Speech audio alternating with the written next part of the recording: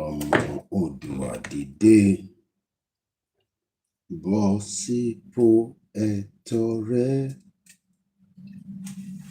ìwọ ni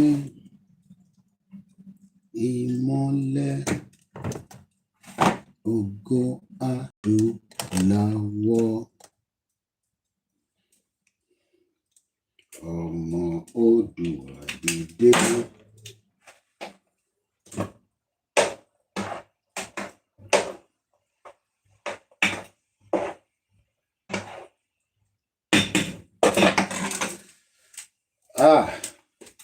Wọ́n tún padà sí service lane ní UK. I have a lot of work to do, especially tó bá kúrò fún ọjọ́ kan, bá dàpọ̀ tó kúrò for more than 3 months. By the time tí wọ́n máa fi padà dé báyìí, wọ́n máa catch up pẹ̀lú a lot of things. So mo ti jáde briefly, mo ṣe padà sí studio again báyìí ni. So mo kí èèyàn wa àkú bójú ọjọ́ ṣe rí ládùúgbò bí tẹ́yìn bá wà. Àdúgbò tèmi wà ló ń pè ní London. London ló ń pè àdúgbò bí báyìí. So àti padà sínú studio wa kó tó dé pa tó máa jáde padà lọ again. So kákọ̀ tidy up 1 or 2 things nínú studio ká tó tún fọ́n sí gbogbo padà.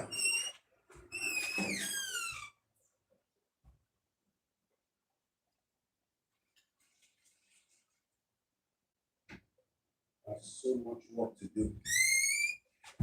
So much work to do. You know, there's a lot of work to do.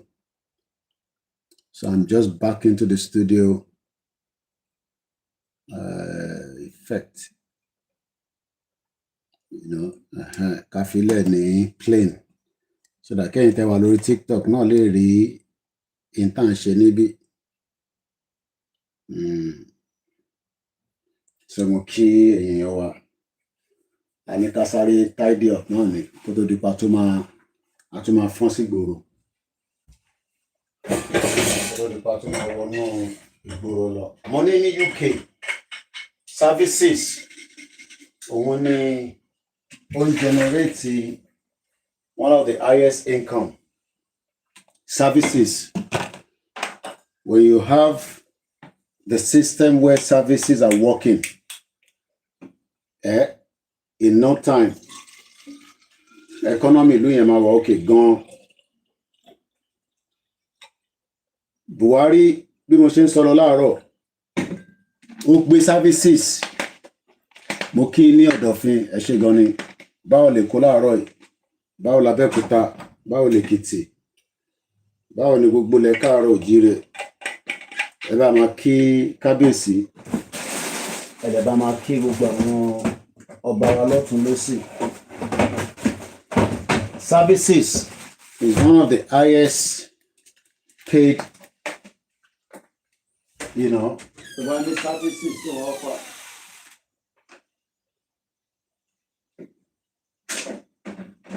But the main services here offer in no time.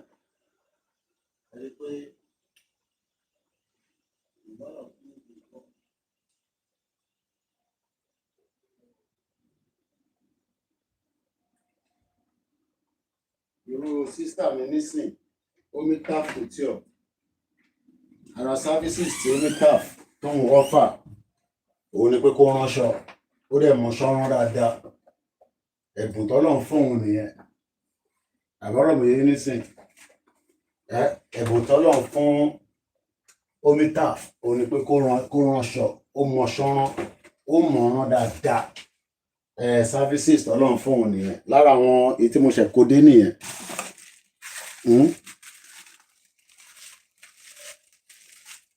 Oníbíyọ̀, okay.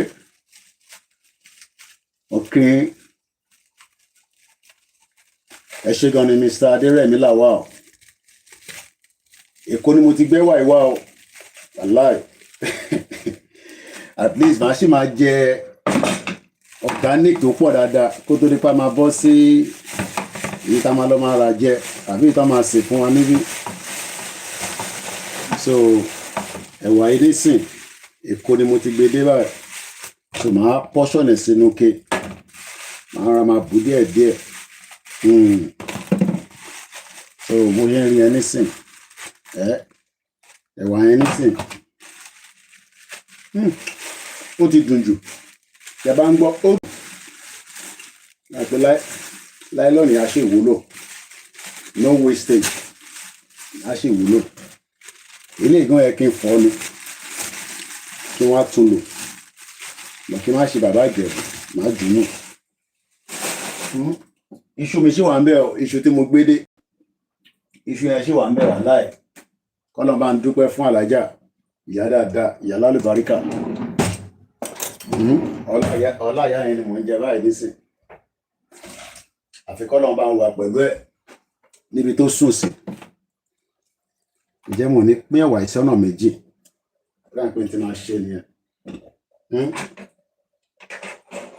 Ọbẹ̀ gan Èkó ni mo ti gbé dé ọlọ́run òṣèré ìyá ìyàwó mi wọ́n ní wọ́n bá ti dáhùn kó máa rí tọ̀ìtọ̀ ìjẹ kó wá tẹ̀bà kó tẹ̀bà sí pẹ̀lú ewédú. Mo ní Buhari, mo kí àkàlàmàgbò Buhari oníranù, ó gbé gbogbo owó Nàìjíríà ó gbé lọ sí ibi tó bá mi pọ́n ewédú yẹn sí lélẹ̀, ewédú lélẹ̀ yìí o. So ó lè ti defrost, èyí tó kù mo ti kó sínú freezer, máa ra bu díẹ̀ sínú kenísìn. So ẹ̀rọ àpẹ́ bá ni máa jẹ lẹ́nìí, àsun lélẹ̀ báyìí nísìn, àsun lélẹ̀. Advantage gbogbo ilé tí mo gbàgbé nígbà tí mo lọ ẹ̀rí ó ti decay nínú fíríjì ló wà tọ́ọ̀dẹ̀ kan náà lọ kí tó travel gbogbo studio mi so mo ní láti dẹ ilé inú nísìn. So mo kẹ́yìn èèyàn wa lẹ́ẹ̀kan sí. Mo ní Buhari ṣe bàbá ó gbowó Nàìjíríà, he actually took the money and invested it in Niger, only for trade and economic development. N ti ṣe bàbá sọ nìyẹn.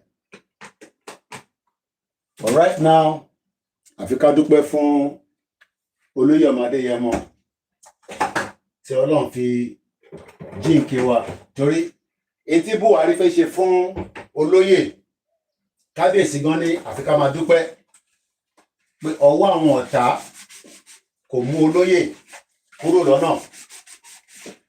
Àwọn ọ̀tá àdúrà wọn ni pé kí ọwọ́ wọn kó rí olóyè mú kó lè ṣe ọṣẹ́ fún.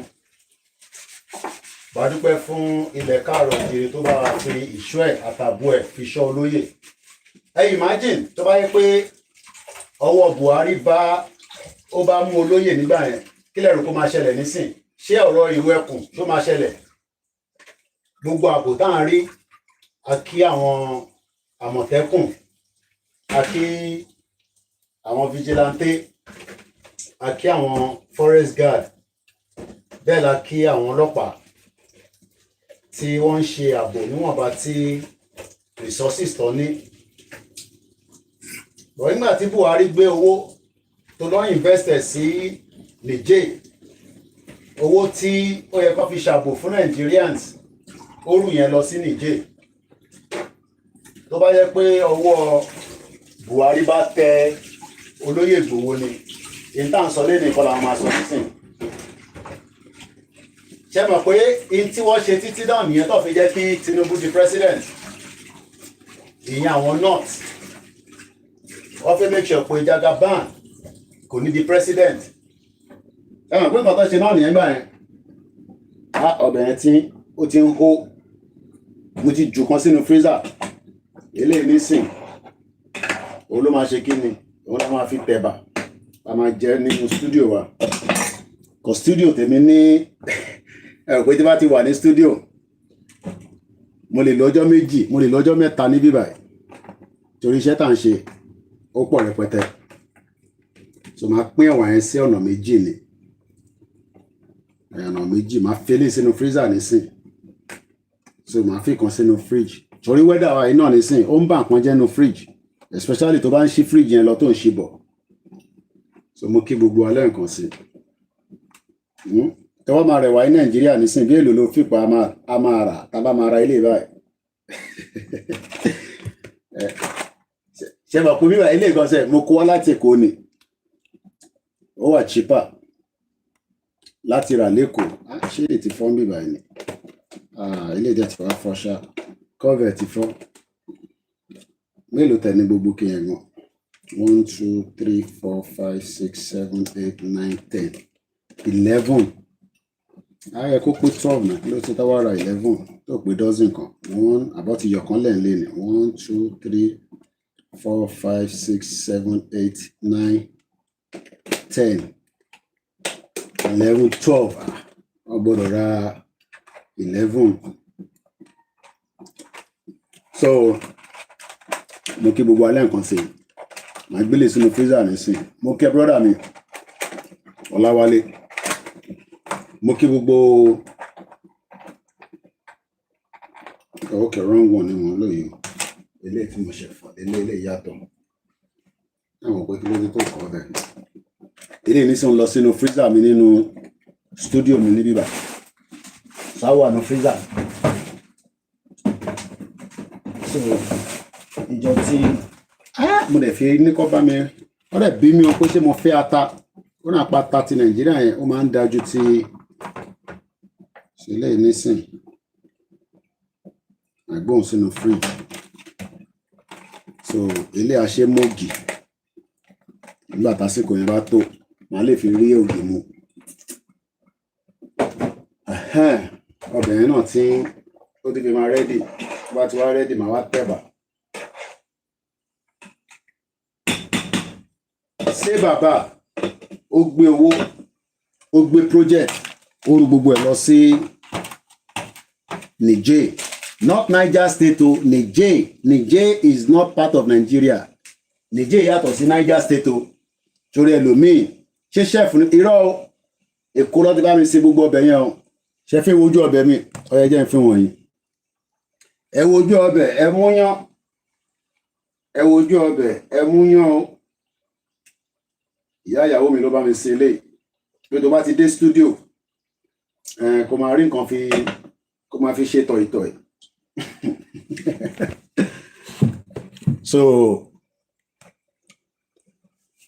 àwa la ní sí àgbẹ̀yìn àwa la ní President Tinubu ló ní wá nínú Nàìjíríà ẹ̀rí gbogbo eléyìí wà níbà yóò gàrí Ìjẹ̀bú mo tún gbé mi dé gbé gàrí dé àtẹ̀bà nísìn àtẹ̀bà tí máa lò pẹ́rẹ́pẹ́rẹ́ tó travel yẹn kò sáré ṣe gbogbo ẹ̀ pápá rẹ̀ gbàdúpẹ́ fọ́lọ́run pé a lọ láyọ̀ àtàláfíà pẹ̀lú olóyè ọmọdé yẹn mọ́ pẹ̀lú kílà pẹ̀lú gbogbo àwọn ẹgbẹ́ ọmọ ìró ẹkùn adẹ̀dẹ́ pẹ̀lú ayọ̀ àtàláfíà kò sírìn àjò tó kéré èyí tá máa lọ táà ní dé àníbáwọn rìn gbogbo ìgbà kí ìgbà tó lóye bá ń kó wa jáde a máa lọ a máa dé padà ní ẹni bá náà ní dé là ní dé bá gbogbo ẹni bá dẹ páńpẹ́ sí wa lọ́nà torí a mọ̀ fáwọn kan fẹ́ràn tó lóye ń ṣe lọ́wọ́lọ́wọ́ àmọ̀dí ẹ̀ ṣe fẹ́ràn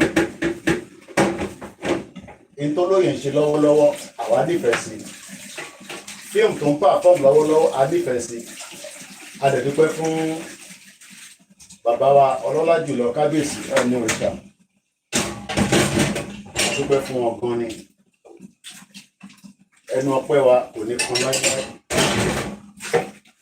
sẹ́yìn náà máa ń ro ẹ̀bà lórí náà ni àbẹ́ máa ń tẹ̀ èwo ló dánú méjèèjì ṣé rírò ló dá ní àbí kíyàn tẹ̀bà ṣé kíyàn ro ẹ̀bà lórí náà àbí kíyàn tẹ̀ èwo ló dá dúnú méjèèjì èmi máa ń láìkì kí n ro ẹ̀bà lórí náà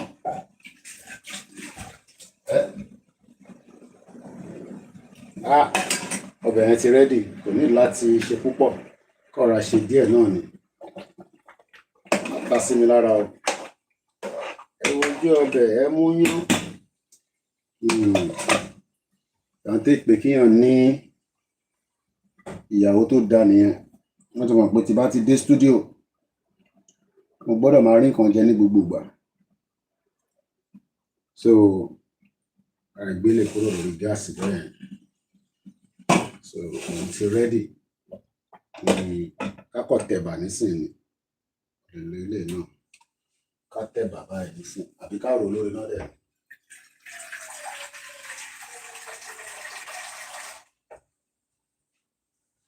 Òkè ti pópó ti pó. Mo ní Buhari ó gbé ọmọdé yẹn mọ́, ó fẹ́ gbé àwọn onílẹ̀ ọ̀jẹ́ kó rí gbé àgbétì. Wọ́n gbé olóyè tì. Tó bá yẹ pé wọ́n rí olóyè gbé nígbà tó fi gbé olóyè ní ìtàn sọ ìkọlà máa sọ lẹ́nu nílẹ̀ Yorùbá. Gbogbo ẹ tó jẹ́ alágbára lẹ̀ Yorùbá máa sá lọ pátápátá. Tó bá jẹ́ pé àjẹ́ndà àwọn Fúlàní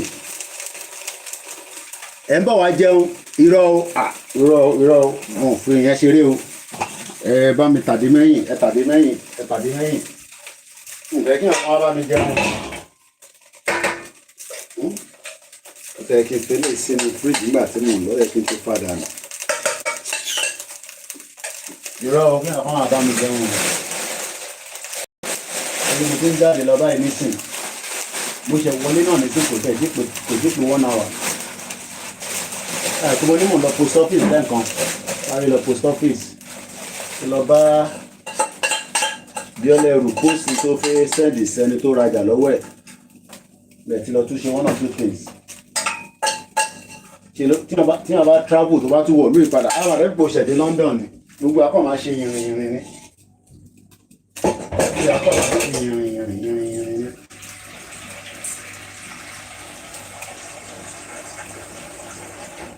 Kódà mo ní kọ́ ra àgbákọ fún mi gan sẹ̀, mo ra àgbákọ bọ̀. Ìgbákọ tí wọ́n máa fi kọ́ ẹ̀bà, tí wọ́n máa fi kọ́ gbogbo ẹ̀. Ẹ ń tọ́jú pé brown kì í kọ́kọ́ lò, ẹ ń tọ́jú méjì sínú bra. Ẹ ṣé gan ni mo kí mọ̀dá yín lọ̀ mí. Mo kí bàbá wa Erinjọbí Julius, ẹ ṣé gan ni. Tabarẹ́ tó fẹ́ sọ̀rọ̀ àgbéyìn wọlé lórí TikTok. Kí lẹ rí sọ̀rọ̀ Buhari ṣe bàbá. Buhari tó lọ gbé investment lọ sí Niger. Mo dúpẹ́ lọ́wọ́ brọ́dà mi ní Germany. Ọlọ́run ní bá tiẹ̀ jẹ́ láíláí. Mo kí gbogbo èèyàn wa. Ewédú leléyìí o, wàláì. Kò máa bu díẹ̀ ńbẹ̀ tí máa fi jẹun nísìnyí, ṣẹ́rí. Imagine gbogbo ilé nísìn. Business venture kan ni o, bàbá get it right. Because ewédú tó ń tàn bí báyìí kò lè dàbí tí máa rà wá láti local lọ́dọ̀ wa lọ́hùn ẹ̀rí yàtọ̀. Ewédú yìí nísìn. There is love in sharing. Yálàyé àtijọ́ o. There is love in sharing. À ń gbé tó kù padà. Ike 3 ni mo gbé wá, mo ti gbé tó kù sínú freezer. Eléyìí nísìn ara máa yọ jẹ díẹ̀díẹ̀. Máa bomi ọbẹ̀ sí nísìn. Àá tẹ̀bà. Àá tẹ̀bà sí. Ọlọ́run ọba o. Ó yọ̀. Gbogbo táwọn Fúlàní fi máa lọ fi màálù jẹ leléyìí. Ewédú tẹ́ kó máa export wá sí London lọ sí Amẹ́ríkà. Àwọn Fúlàní fi máa fi jẹ oko. Nígbà tí èèyàn bá gbin ẹ̀fọ́ kalẹ̀, Fúlàní á kó màálù síbẹ̀. Màálù á máa jẹ ẹ̀fọ́. Àbí bẹ́ẹ̀ kọ́? Àbí mo parọ́ mọ́ wọn?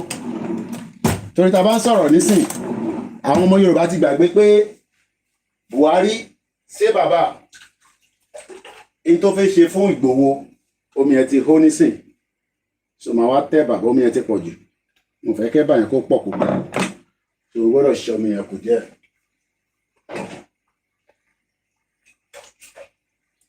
Sẹ́yìn náà máa ń ro ẹ̀bà lórí náà ni àbẹ́ máa ń tẹ̀. Mo rí butterfly kan nígbà tí mo wà ní Ìbàdàn. Tẹ́ bá rí bó ṣe tóbi. Mo rò pé mo rí butterfly tó tóbi bẹ́ẹ̀ rí. Ta ló máa ń ro ẹ̀bà lórí náà? Ẹ̀yin náà máa ń ro ẹ̀bà lórí náà. ṣé gan ni Mr. Anjorin wọ́n ní the man Koiki, it is well with you, much love.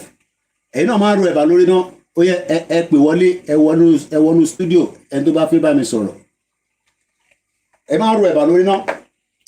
Alájà mi ló jẹ́ kí n mọ grandma mi nígbà tí mo wà ní phase 2 tí bá ní mo fẹ́ lọ bá wọn tẹ̀ bá ní kí ló jẹ́ bẹ́ẹ̀ àánú gbọ́dọ̀ rò lórí náà ni o mo máa ń rò lórí náà ni wàláì.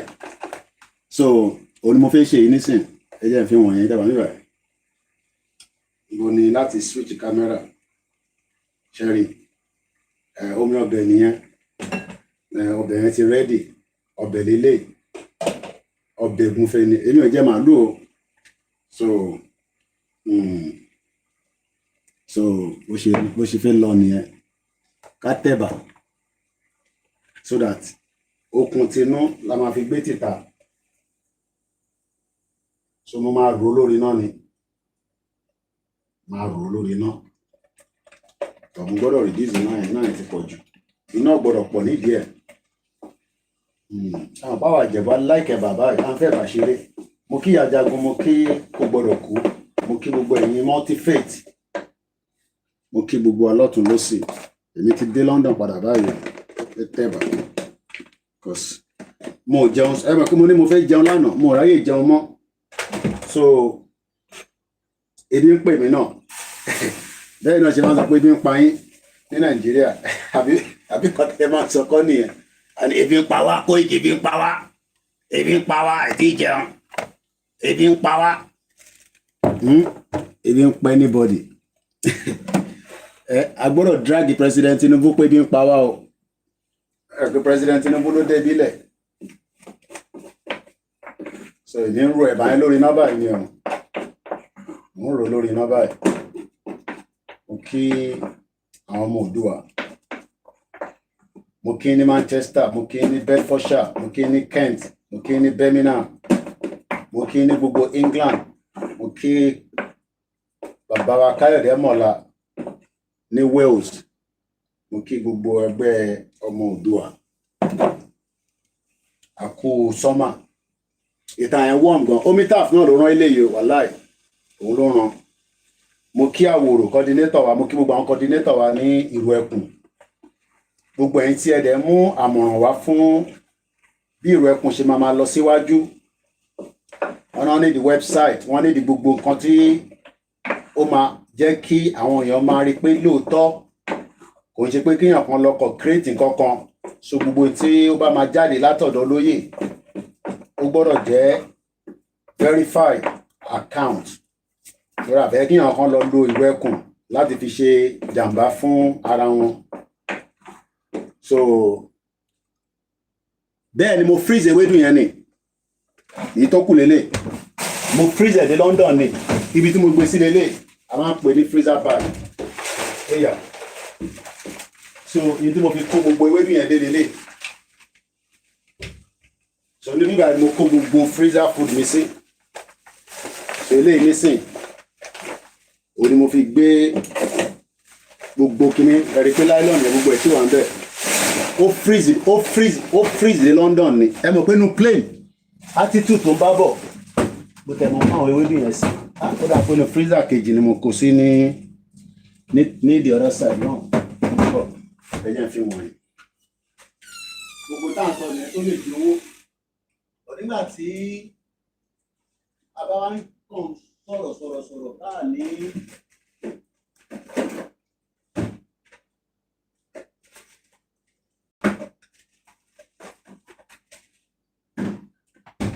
eléyìí o èèyàn bá ta yé lásán ní £10 ó lè tí £10 máa jẹ́ lówó Nàìjíríà ewédú leléyìí nísìnyí o mẹ́ta eléyìí nísìn mo ti gbé sínú fridge látànà òun leléyìí ẹ wò báyìí nísìn òun ni máa fi jẹ bàbá ẹ má lọ dànù ṣẹ́rí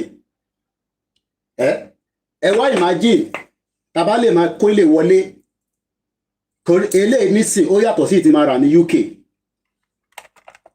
business venture ni but ọ̀tọ̀ lẹni tó máa lè gbé wọlé ọ̀tọ̀ lẹ́yìn tẹ́ máa lọ gbin ewédú bọ̀ nígbà tẹ́ bá wá gbin ewédú tán tí Fúlàní kó màálù síbẹ̀ tó ń jẹ òun lélẹ̀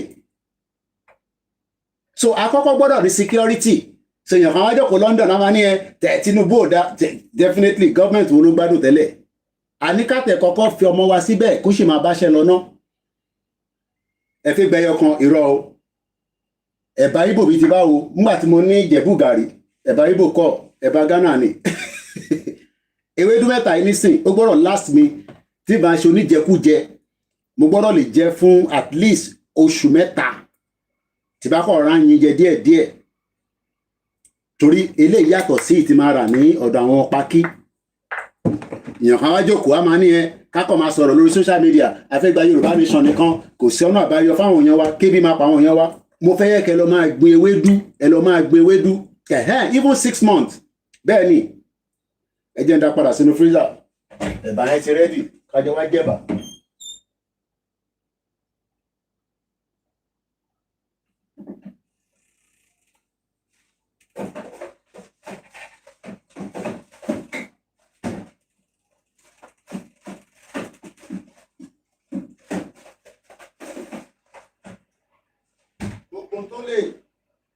tó lè fún yín ní owó but ẹ kọ́kọ́ gbọ́dọ̀ ní security òun lélẹ́yìn nísìn ògì lẹ́ ń wò yìí ògì lélẹ́yìn kí ló fi ń ṣògì àgbàdo nígbà tí Fúlàní bá jẹ yín lóko báwo lẹ ṣe fẹ́ rí ògì ṣe tó máa dé London eléyìí nísìn ìgbà tí a ṣe ń lọ Benin èmi àti alájà láti gbélé wa kọ́lọ́ máa fọ̀rún kéèyàn náà ògì lélẹ́yìn nísìn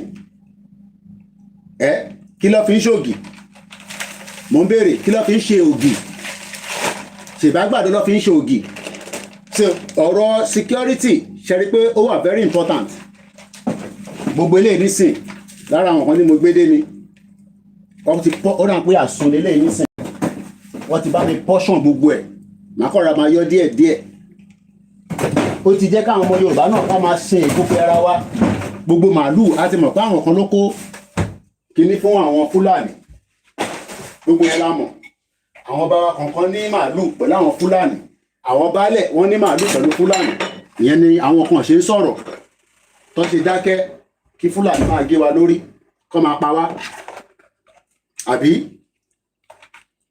ìgbà kan yẹn ti ń ṣiṣẹ́ o ìyá ẹ̀bá ti délẹ̀ alẹ́ jẹ vanisìn torí bí tẹ̀ ń pa ṣé gèsè ní lára kò sí mo jẹun sùn lánàá so ìkọ̀kan la máa kọ́kọ́ mú kò ń ṣe gbogbo èèyàn náà ló máa ní opportunity bọ̀ àdúrà táwa ń gbà ni pé opportunity gbọ́dọ̀ yọ fún gbogbo ọmọ Yorùbá kò dẹ̀ sọmọ ọ̀dọ́ London o if not ìwà àtìyàwó ẹ ojoojúmọ́ lẹ́wọ̀n máa jà tó bá ti lè mọ ṣébi tí mo wà ní studio ní sinimá tó máa pè ìyàwó mi kó wá dáná fún mi èyí tẹ́ pé ọjọ́ 5 ọjọ́ 6 èèyàn lè má délé nígbà tí wọ́n bá ti wà ní studio báyìí àgbàlagbà rẹ̀ gbọ́dọ̀ jẹ́ ẹran kan so mo gbọ́dọ̀ mú kékeré kan àti ńlá kan torí mo gbọ́dọ̀ jẹ́ níjẹ̀bẹ̀ náà ó dà pé ẹyọ kan ti tó wọ́n ṣe gé ẹran yẹn wọ́n gé dáadáa ègúnfe ni wọ́n bá mi gé dáadáa àwa lọ jókòó ẹ wá máa wọ ẹnu mi torí mo ní jẹun lórí ìdúró àbẹ́rẹ́ kí n máa jẹ́ lórí ìdúró ni a ní Koiki wálé ẹ pọ̀ kàrámù ẹ ti pọ̀ kí àfiwá sílẹ̀ báwa sọ fún Tinubu ebi ń pa wá náà àbí tí bá tẹ̀lé ní bá wọlé nísìn ẹ lè fẹ́ mi láǹfààní láti lè máa gbóúnjẹ lọ sẹ́nu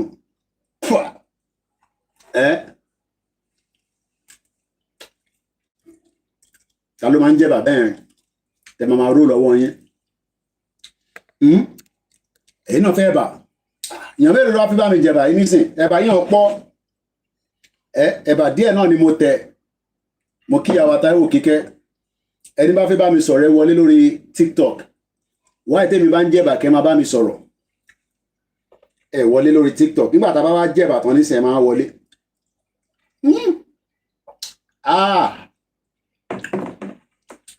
ọlọ́run ọba ò kọ́lọ́ba àfọ̀rún kẹ́ Mohbad èèyàn tó dalílé ó ní ẹ̀gbọ́n mi ẹ lọ jókòó ó yẹ já gbé wọ pálọ̀ ká wọnú stúdíò lọ́hùn ká lọ máa ṣe tó kù ṣe jẹ́ kọ́kọ́ lọ sẹ́ẹ̀tì yín sínú ilé lọ́hùn So àwa jọ wá jókòó máa jẹ wá máa wo ní bó ṣe ń lọ ọlọ́ba àfọ̀nkẹ́ àlájà dáadáa ìyá lálùbáríkà ìyá dáadáa làlájà kọ́lọ́ba àfọ̀nkẹ́ ẹ̀ bá ń ṣàmì ẹ̀ bá ń ṣàmì nígbà tí mo ní kọ́lọ́ba àfọ̀nkẹ́ àlájà ẹ̀ bá mi ṣàmì ẹ̀ torí ìyá ẹ̀ ló jẹ́ kẹ́ rí Koikimedia tí gbogbo yín fi mọ Koikimedia lẹ́nu alájà ni mo wá kí ẹ̀yin náà ọlọ́run bá wà pẹ̀lú gbogbo fámílì olúkálukú wa òkè jẹ́ ń gbé kinní kí n fi blọ́ọ̀kì àwọ́dì tó fún mi àwọ́dì yẹn ti pẹ́ díẹ̀ ipad yẹn ò ní lè dúró dáadáa màá lọ gbé ẹ̀bà yẹn wá nísìn àjọ máa ṣe sírí ẹ̀bà yẹn nígbà tí ní jókòó nísìn so èmi náà ti wá jókòó báyìí àjọ máa lo ẹ̀bà yẹn àjọ máa lò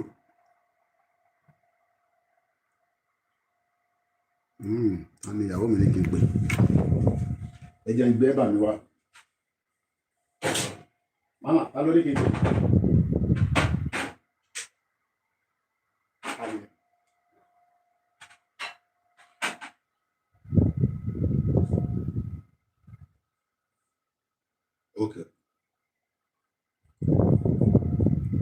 okay all right okay I saw it later all right mo kí gbogbo èèyàn wa lẹ́ẹ̀kan sí ẹ bá mi rí o ẹ bá mi rí ẹni bá fẹ́ darapọ̀ ẹ wọlé ọgìbí ẹ ṣe gan ni ẹni bá fẹ́ wọlé sórí TikTok máa gbé yín wọlé if not ẹ kọ́ máa wọ ẹnu mi náà ni o ẹni bá fẹ́ bá mi sọ̀rọ̀ ọ̀ká ṣe báyìí tí bá mọ̀ lè end the broadcast orí TikTok yẹn bẹ́ẹ̀ ni aláì ẹ̀rí bó ṣe rí ni ó ń lọ dáadáa ok ó dà pé ọ̀kan ti send request ẹ̀yẹ káwọn máa bá mi brother mi rèé ìmọ́lẹ̀ ọmọ olóyè Ìgbòho ọmọ bàbá nìyẹn wá bá mi sọ̀rọ̀ mo kí àwa Jennifer sálàfíà lẹ́wà ó yá gbóhùn sókè ìmọ́lẹ̀ báwo ni Táíwò my daddy sálàfíà ló wà. The Koikimedia to the world, my daddy. So wá pa báwo ni gbogbo ẹ̀. Wá okay sir. Ọlọ́ba wà pẹ̀lú ẹ̀. Ó dùn mí gan gé mi ò padà rí yín sir. Trip yẹn pápápá ni wàláì kò pẹ́ rárá. A tún padà bọ̀ torí à ń bọ̀ wá campaign fún President Tinubu èmi àtolóyè. Ta máa wọ́ọ̀dì káàkiri. Bẹ́ẹ̀ni daddy. Ìyàn kan ní you are eating like my daughter. Òkèlè ní kékèké ni máa ń bo èmi ò dàbí àwọn Táíwò tó máa bo òkèlè bẹ́ẹ̀ tó fẹ́. Ẹ̀wọ̀n pẹ́yìn ará Ìbàdàn òkèlè yìí máa ń le kókókó báyìí ni. Àtàwọn tí bàbá Èkìtì lọ́hùn òkèlè kékèké lè máa ń bọ ẹ̀wọ̀n ará London àwọn máa jẹ́ díẹ̀ ni. Ó yá mò ń gbádùn ẹ̀ Táíwò gbóhùn sókè ẹni tó bá fẹ́ sọ̀rọ̀ ẹ wọlé sórí TikTok. Tó bá ti dago méjì a máa end broadcast yẹn. Ó yá mò ń gbé Táíwò. Network ti gbé Táíwò lọ. Ó yá mò ń gbé Táíwò. Yes, sir. I want us to work gallant because 2027 we stand for Aṣíwájú Bọ́lá Ahmed Tinubu. Tó dẹ̀ gbọ́dọ̀ bá a tọ́jú gbogbo ẹ̀yin physical talent. Gbogbo ẹ̀yin tẹ́ni physical talent. President Tinubu gbọ́dọ̀ bá a tọ́jú yín. Ó ti di dandan. Bẹ́ẹ̀ni sir. Very important. Àti mo dẹ̀ jẹ́rìí Olúwa mi because nígbà tá a lọ bá wọn ṣe ìfọ̀rọ̀wérọ̀. Ẹ ṣe sùúrù fún un. Àpò òun ní physical challenge. He's a blind person. So, a máa ṣe sùúrù fún. Tẹ́tọ̀ ni. Okay. Wọ́n máa ṣiṣẹ́ tọ̀. And then mo dẹ̀ fi dá gbogbo àwọn tó wà lórí platform lójú wípé 2027 will be very very sweet and lẹ́nìí fáwọn tó bá ń wò wípé à ń ṣe kankan tẹ́lẹ̀ a ní kinní kan àwọn kankan wà lójọ́ wípé tó bá ti ń dé àyè kan a ní láti jẹ́ kí àwọn bàbá wa kó darapọ̀ mọ́ wa. Ó ti di dandan. Fún àwọn tí òye yẹn ò bá ti yé àwọn tó sọ pé Yorùbá nation ti kú ó ti kí Yorùbá nation ti kú. What we still stand on is Yorùbá nation because security is part of this movement. Bẹ́ẹ̀ni. And it is part of what we are agitating for. Bẹ́ẹ̀ni. And káde dúpẹ́ lọ́wọ́ olóyè Sunday Igboho because gbogbo was very impressed fún mi ní wípé tó bá jẹ́ wípé ẹlòmíì ni tí wọ́n ṣe bẹ́ẹ̀ tó dẹ̀ fẹ́ padà kó lẹ́yìn wípé òun fẹ́ lọ ṣe ti ẹni yẹn Igboho ò ní sọ níta gbangba ẹni ò ní sọ níta gbangba. But for someone to come out boldly wípé no ibi tí mo dúró sí rèé èèyàn mélòó ló lè ṣerú ẹ̀. àmọ́ àwọn tó dẹ́bi pé tí wọ́n bá ṣerú ẹ̀ fún wọn wọ́n á máa tan ọmọ Yorùbá níwájú kámẹ́rà wọ́n á lè máa ṣe nǹkan míì lẹ́yìn. ṣùgbọ́n Ìgbòho ṣerú ẹ̀ Ìgbòho jẹ́ ká mọ̀ wípé ibi báyìí lòun lọ ìdí tóun dẹ̀ fi lọ bí tóun lọ nísìnyí wọ́n dẹ̀ ṣe ń tẹnu wípé nítorí ọmọ Yorùbá ni o kì í ṣe nítorí ẹnìkan kan.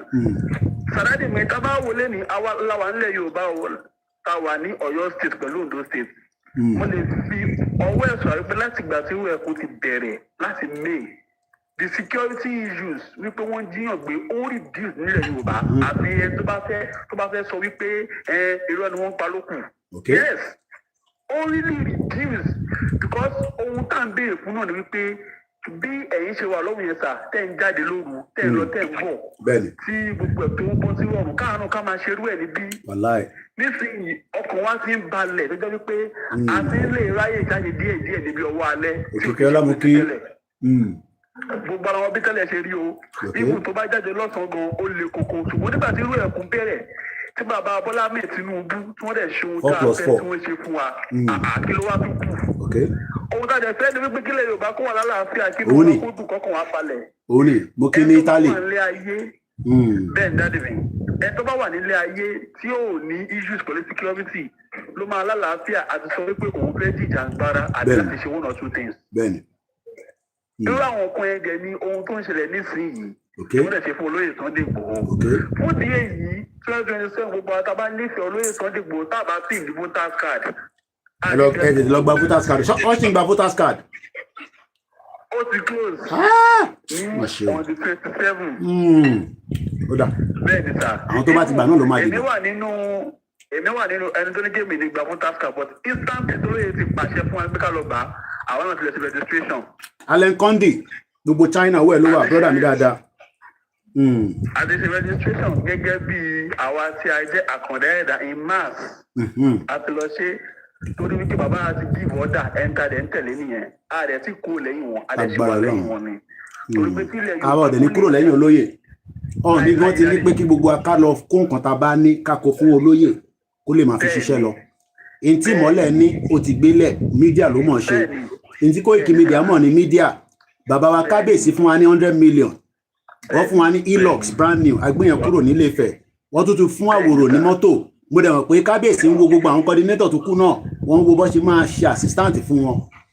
mo máa ń sọ̀rọ̀ láàárọ̀ ẹ̀ mo ní Buhari ó kó 1.14 billion naira ní Niger ó ní kó máa fi ṣe ààbò 1.14 billion ní Buhari issue fún Niger fún security kódà èèyàn kan wá pè mí wọ́n ní lára àwọn ibi tó ti kó àwọn kan wá Germany ni wọ́n ti ra àwọn nǹkan yẹn lọ sí Niger so téèyàn kan bá wá ń sọ nísìnyí pé Ìgbòho gbé my daughter is just laughing sometimes from Nigeria people eating ẹ̀bà bá mi sọ fún pé ẹ̀bà ni ẹ̀bà ló lè ṣe McDonald's KFC yẹn ó kàn máa lọ lára bí ìgbà èèyàn máa tọ̀ bẹ́ẹ̀ ní mògì ni ẹ̀bà ló lè ṣe bá mi kí ọmọ ẹ níta ara máa lé kókó tí bá máa jáde padà ní sí ara mi máa lé kókó ní bí ọ̀tá.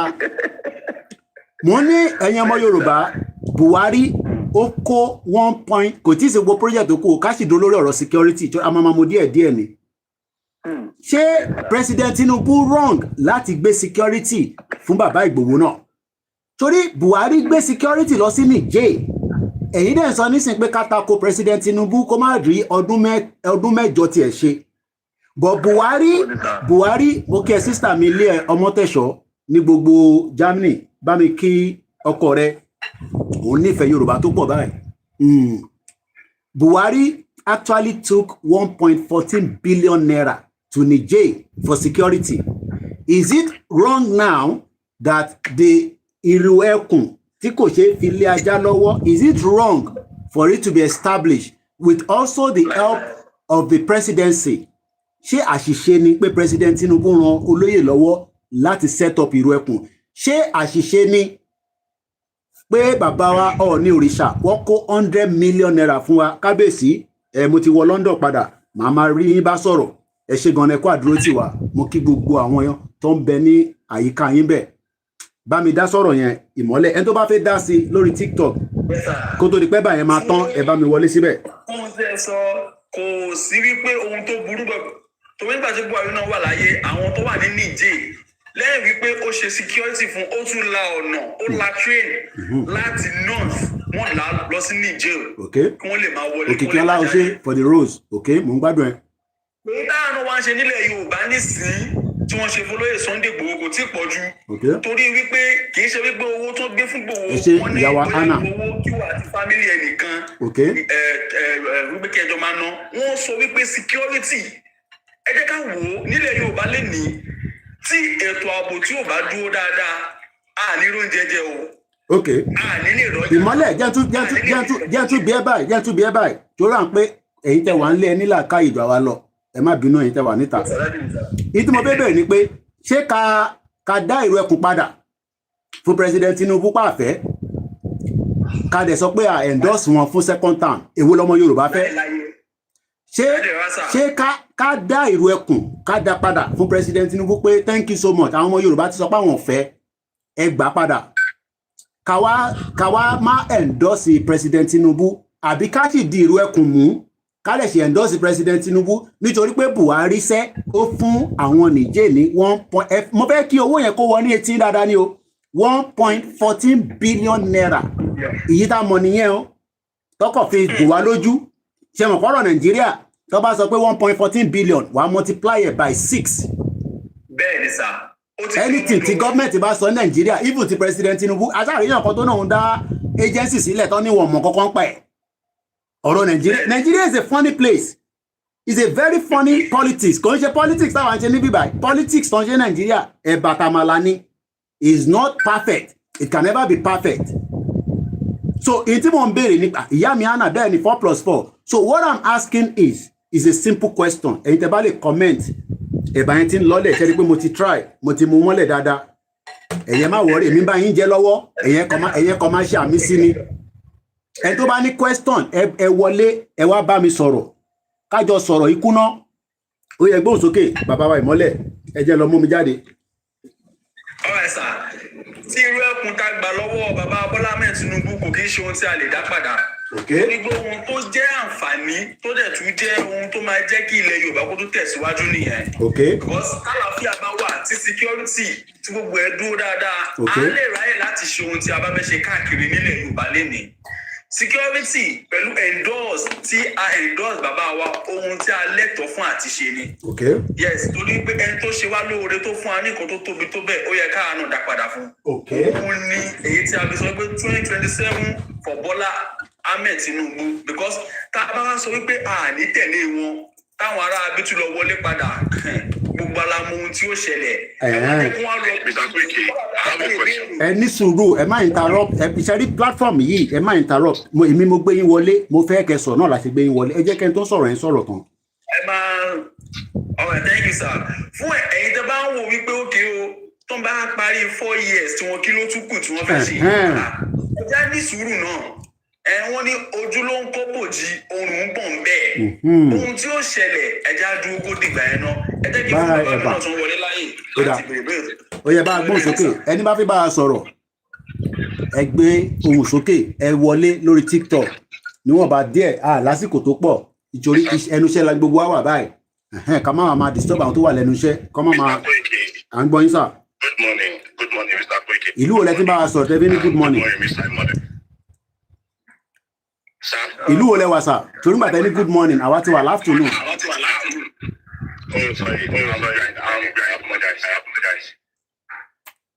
Ẹgbọ́n sókè à ń gbọ́ yín sà. Okay, so I just have a direct question, and first and foremost, I need to commend what you are doing, and you guys are doing a good job. Especially you are doing a good job. Thank you so much, and thank you to Oloye Sunday Igboho. So I just have a simple question. I don't have a problem with the endorsement of Jagaban. Oloye or your group endorsing President Bola Ahmed Tinubu, and I don't have a problem with the group that Oloye Sunday Igboho is creating, which is fantastic. Okay. But here's my question: is President Tinubu is he endorsing your sorry, what is the name of that group again, sir? Yoruba Nation. Okay, no, not Yoruba Nation. Ìlú Ẹkùn. Yes.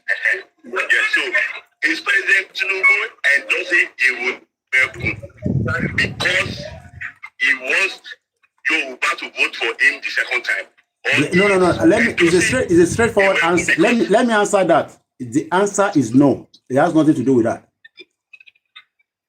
The purpose of Ekun is to make sure that the banditry within the Southwest that are not just eradicated, and working in conjunction with the other security network that has been established in the state, from the police up to the Amotekun, up to the OPC, and up to the others as well.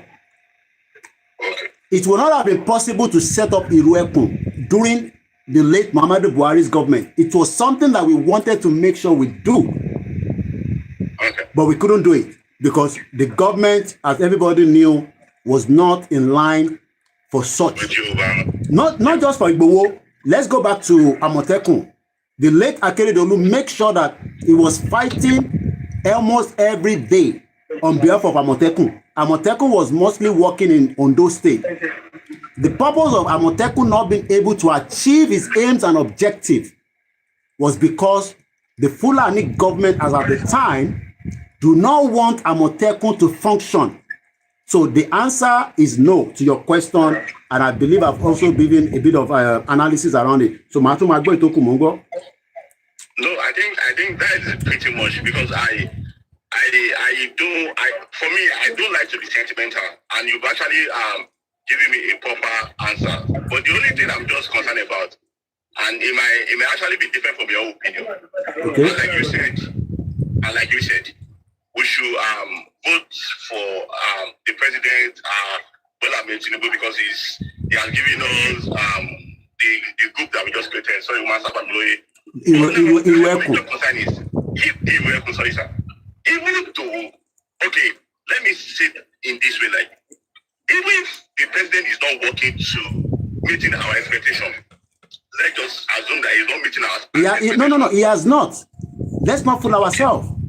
He has not met our expectation up to what we want. He has not. So we should not even hide that at all. He has not met the expectation of us. Yeah, yes, there's no doubt about that. I just came back from Nigeria. I was in Nigeria for about 10 days. Mungboy. Okay, good, sir. I'm just worried. I'm saying, is it because for me, even if we endorse us and we have our Ekun, which is fine, which is fantastic, and I think that God will help us. Even if President Tinubu is not working, are we not saying that we should still vote for him just because he wants to give us something that will favor us?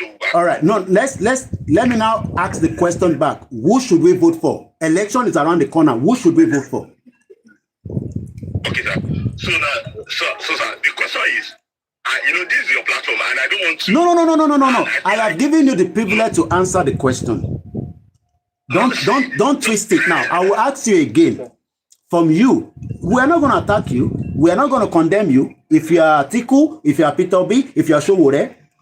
But I am asking you the question now. Who should we vote for? Just simple answer. Yes, this is person, and you give us the reason why. I've given Otisalo. Any Otisalo. Èmi kọ́ mo yọ o. Ẹni tí sá ẹ padà wọlé o. Ẹ bá mi pa ẹni yọ ó dà pọ̀ máa padà wọlé. Wọ́n gbọ́dọ̀ padà wọlé o. Wọ́n gbọ́dọ̀ padà wọlé. Wọ́n ti fi wọlé. Ó dà pé nẹ́tíwọ̀kì ni. Àwọn sálọ. Ó yá ẹ bá wa answer question nìyẹn. Ẹ bá wa answer question nìyẹn. So I'm always being careful to have a political view on social media, because I know that what you are discussing here, it's not actually political conversation, because I don't. No. It is a political. Mike, you see, it is a political conversation because you have asked me a political question. Are we endorsing President Tinubu based on Ekun? Ekun, President Tinubu is here for 4 years. Ekun just established less than 2 months ago. President Tinubu has been in government. The government has not favored Yoruba people. It does not favor Igbo people. But there is a difference in every government. The government has failed as much as it would have done better. But as it stands right now, 6 months to the election, I don't want to hear, I am not a political person, I don't like involved in politics. Then how do we move forward? Yoruba Nation, we are talking about moving the country forward. Who should we vote for? There are 4 candidates. Okay, sir. Atiku, Okay, sir. Peter Obi, Sowore, Tinubu. Who should we vote for? Or of the government military take over? You have, so sir, now let me answer your question based on my own. Like, because I only have 1 vote. Okay. For me, like I said earlier, Tinubu has not met my own expectation. Okay. So now, do I have to vote for somebody who I expected so much from and has not performed for me? No, sir. Okay. For me, just my 1 vote. Okay. Now, who am I voting for, sir? Okay. Who is my candidate? Okay. It is personal. Am I voting for Tinubu? No, sir. Okay. So you're not going to tell us your candidate, which is personal, and you're not going to vote for Tinubu, but, No, for Tinubu. Okay, that's understandable. Are you based in Nigeria or outside Nigeria? I'm based outside Nigeria. Okay, I know I know now. I won't give more than that. I'll just leave it like that. I understand now. Yeah. I understand. I stay in Canada, so I don't. So you won't even have any reason to vote because you're not in Nigeria. No, I can vote. I can vote. I voted. I was last 4 years. You went on to vote. Nigeria, and I voted for Tinubu. So. But this time around, you don't think is the expectation for you to go back and do that is a waste of time? Okay. All right. Okay, so what is the trajectory of moving the country forward? If Tinubu is not in the favor of that on your own, trajectory of looking at the 4 years, government can expect what do you expect out of the next government, whoever the government is going to be? What are you going to expect? Okay, so like for me, and don't sorry about mute. Important and something like that you want us to have this political conversation. So here's the thing.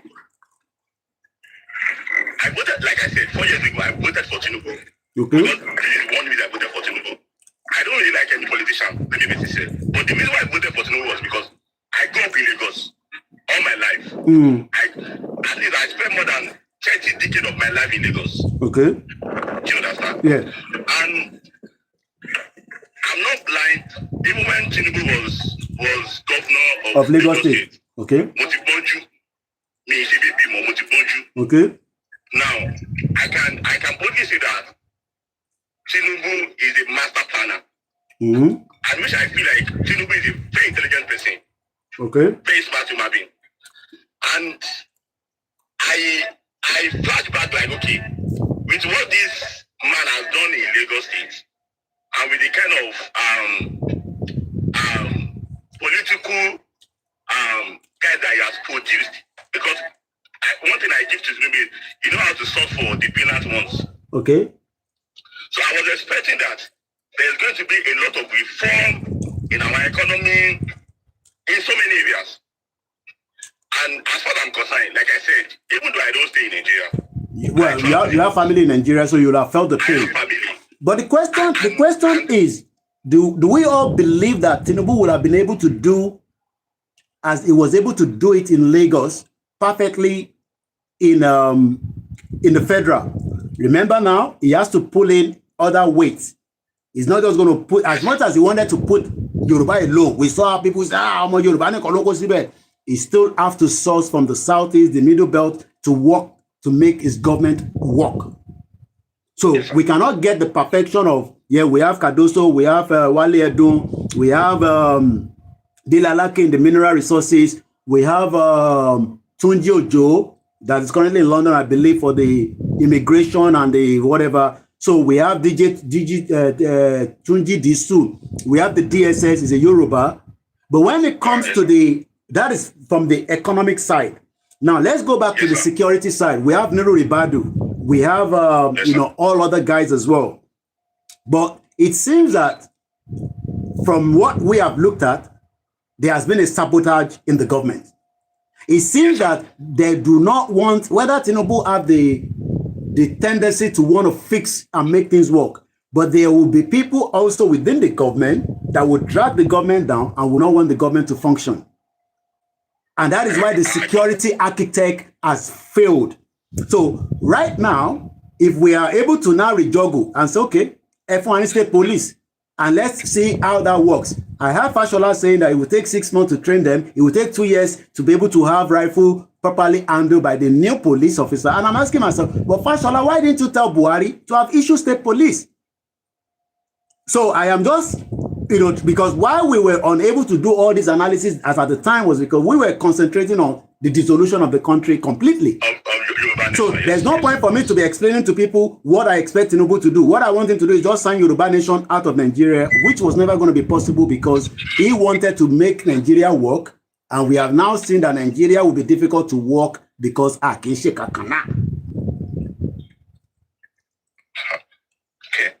So I just came back from Nigeria. I'm still fresh. The problem in Nigeria is bigger than anything. At least in Atolo, there are more than 1,000 problems between 100 kilometers of 2 kilometers, and these are decades of problems. So Tinubu wants to fix a problem that Baba Kitoye said it will be very difficult to fix. Okay, let's give an example.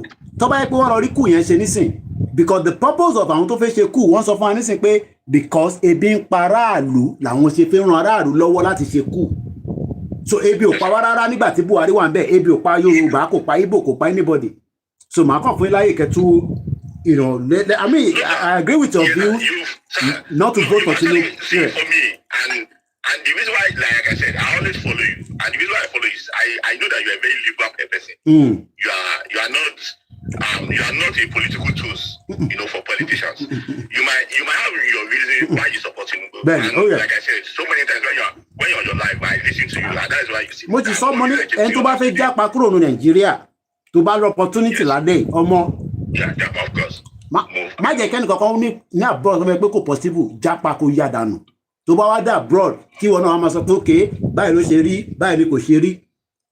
Okay, mo ń gbọ́ brother mi ní ìyàn kan send video sí mi. Èmi máa pè ní Oṣòdì Òkè. Ó rà pé máa ń pè ní ó rà pé orúkọ kan náà máa ń pè ló popular lórí social media. Balógun Èkó. Ẹ lọ gbọ́ video yẹn.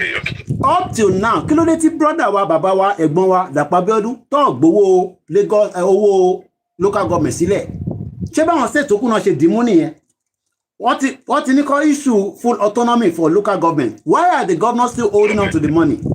Ẹ wá ń pín 300 million fún, according to him. I don't have evidence to that to back it. But we know that the Supreme Court has given the judgment for a full autonomy of our local government. Why then? So I expect President Tinubu now, if he comes back, to start tackling the government. I mean the state governor. Kí ló dé tẹ́ fẹ́ kówó yẹn sílẹ̀? Because purpose ń ṣe ń bínú nísìnyí ni pé dividends of government kò dé abúlé yín, kò dé Jẹ̀bú Òde, èmi ò rí. So what I expect now is báwo làwọn yẹn wá ṣe máa feed healthcare, at least the least primary healthcare ní gbogbo 736 local government. Àwọn state kan wà tí wọ́n function rárá.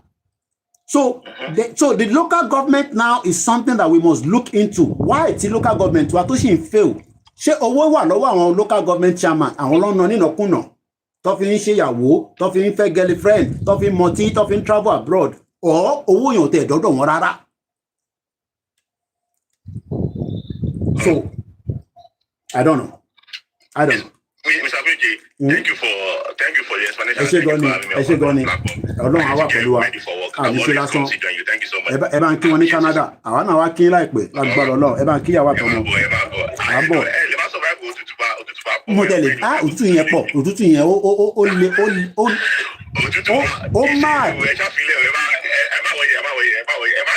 Ẹ wá jákẹ́ tó dáa fún mi tí bá máa wá.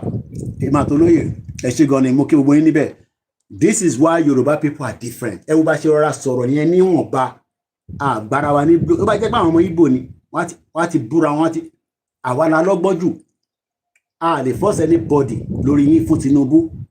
No, kò possible. Pé máa force ẹni tó ń gbé Canada wọ́n náà wọn lọ dìbò. But nísìn àwọn Yorùbá wọn máa lọ. Bí ayé ìta wá sọ nísìn ó lè convince wọn, I don't know. But kájọ gbé díẹ̀ níwọ̀nba tí mo ṣe ní 5 minutes kí n lọ sanwó mi. Mo gbádùn ẹ̀bà yẹn. So kápọ̀ gbé nìkan wọlé sí kó bá wa sọ̀rọ̀ ká tó máa wind down ẹ ṣé gan mo kí gbogbo yín o.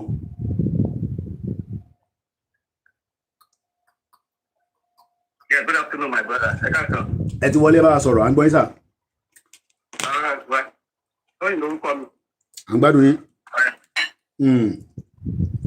Mo mọ àwọn èèyàn mi ń gbé ní Ìgbòho dáadáa gan gidi ni.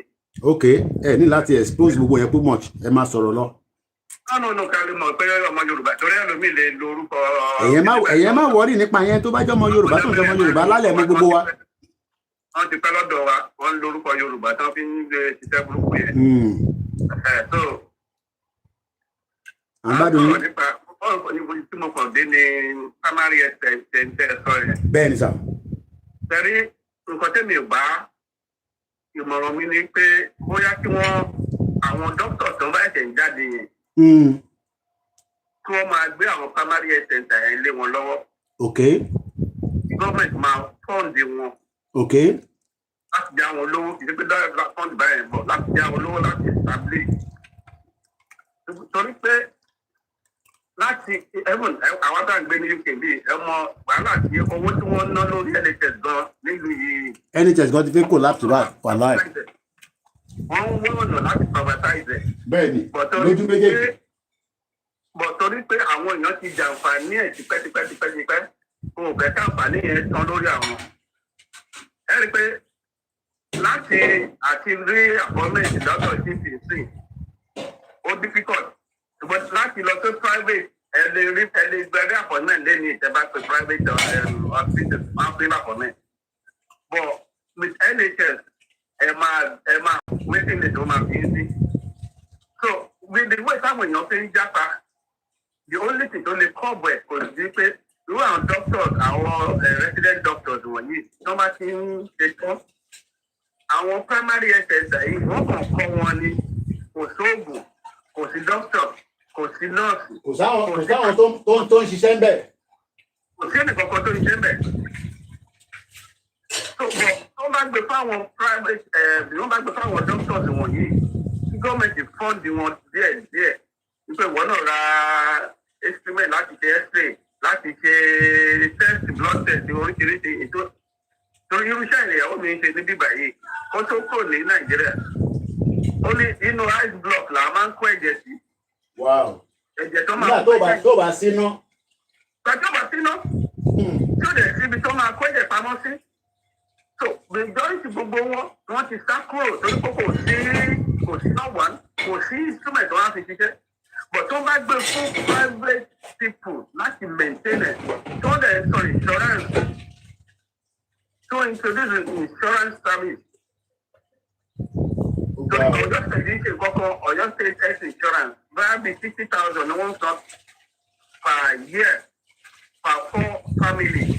Bẹ́ẹ̀ bàbá ìyàwó àtàwọn ọmọ méjì àbọ̀mọ mẹ́rin wọ́n sọ bí 60,000 àbí 60,000 and they will pick the hospital of their choice. Kí ni primary health care tẹ́ ẹ sọ yẹn ṣé under state governor ló wà ní àbọ̀ under federal?